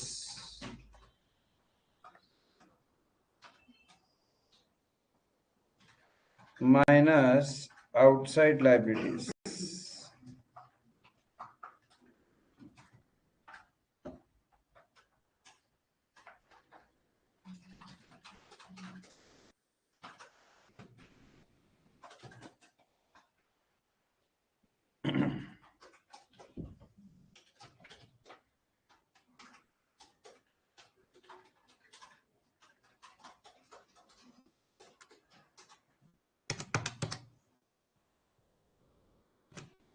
हमारा प्रेफरेंस शेयर्स 252 है क्या ड्रमन के लिए? हमारा preference shares number of preference shares से हमें मतलब ही नहीं है अभी तो। तुम वैल्यू वाइज भी बता सकते हो कि क्या कर रहा है। Paid up at a premium of ₹30 per share for every 3 preference shares held in both the companies. अभी देखो total number of preference shares Raman limited में कितने हैं? रमन लिमिटेड में प्रेफरेंस शेयर्स है 3360, ठीक है। उसको हम कितना पेमेंट करेंगे? 4 इक्विटी शेयर्स देंगे ना 3 के बदले में। आपके पास 3360 divided by 3 into 4, that too at a premium of 4480। इतना देंगे एट अ प्रीमियम ऑफ कितना आ गया? अरे प्रीमियम ऑफ 30 है ना, तो फेस वैल्यू कितना था? कितना है number of equity shares, I mean sorry preference shares amount wise? हाँ कसम 19 लाख 460 तो हमें सिर्फ पेमेंट करना है। यदि 1 करोड़ का प्रेफरेंस शेयर्स दे दोगे तो कैसे होगा? अरे नेट एसेट समझ में आया क्या? नेट एसेट से कोई प्रॉब्लम है क्या? अब क्या बोल रहे हैं भाई? Issue of 4 preference shares of 100 each in Rana Limited at ₹85 paid up at a premium of 30 per share for every 3 preference shares held in both the companies। क्या चीज? वैल्यू बताओ मेरे को। वैल्यू 515,200 115। 85 प्लस 30 कर रहा था, वैसे नहीं होगा ना। 130 100 प्लस 30 करना पड़ेगा ना। क्या चीज? जो शेयर प्रेफरेंस शेयर का प्राइस है 515,200 निकालने वाला समझाओ उसको। क्या किया तुम लोग? 515,200 जो लोग निकाला था क्या किया? 3360 शेयर्स था इनटू 4/3। 3360 ये टोटल रमन लिमिटेड के प्रेफरेंस शेयर्स है, ठीक है। क्या किया फिर उसके बाद? इनटू 4/3 3 के बदले में 4 शेयर्स दिया, ठीक है। इतने नंबर ऑफ प्रेफरेंस शेयर्स आ गया। इश्यू प्राइस क्या लिया? 115। 85 rupees face value paid up वाला 30 रुपीज प्रीमियम में, यानी 85 प्लस 30 115 रुपीज में, यानी कितना रुपए का दे दिया? 5,15,200 रुपीज। शेयर तो 100 का है ना। तो बुक्स में जब रिकॉर्ड करेगा नया कंपनी, वो तो फेस वैल्यू के हिसाब से रिकॉर्ड करेगा ना। अभी जिसको मिल रहा है वो तो इसी हिसाब से देखेगा ना। फेस वैल्यू 100 का है, पेड अप 85 है और प्रीमियम 30 रुपए है। 130 का हो गया एक शेयर। कैसे? 85 पे तुमको 30 रुपए ऐड करने बोला है। 85 paid up at a premium of 30।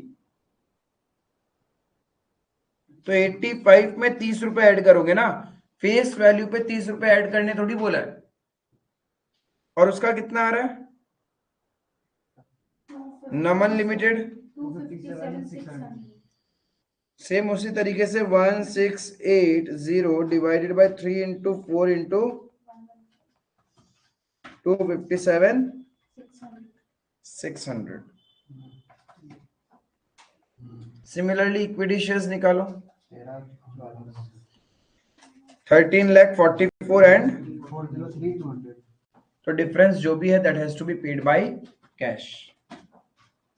Difference जो भी है has to be paid by cash. सबसे पहले नॉर्मली हमने क्या किया, नेट एसेट्स कैलकुलेट किया, ठीक है यहां तक। फिर जो प्रेफरेंस शेयर्स थे 3360 प्रेफरेंस शेयर्स, 3 के बदले में 4, कितने में? ये तो आ गया किसका, रमन का। तो अपन यहां दिखाएंगे तो गड़बड़ हो जाएगा, काम करते हैं।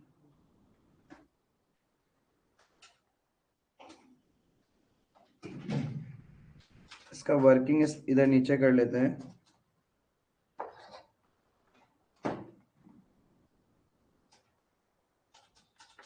ठीक है,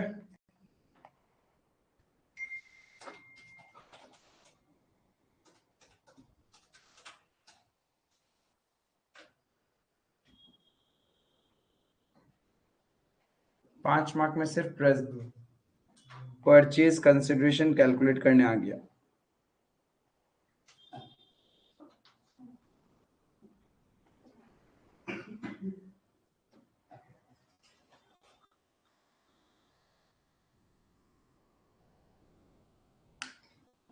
इसलिए इस चैप्टर में परचेज कंसिडरेशन कैलकुलेट करना आना जरूरी है।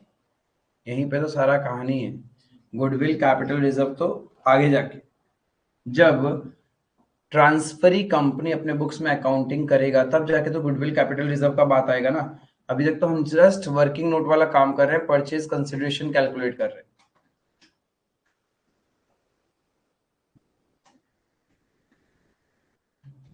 नीचे दिखा जाएगा। हाँ, समझ में आया क्या?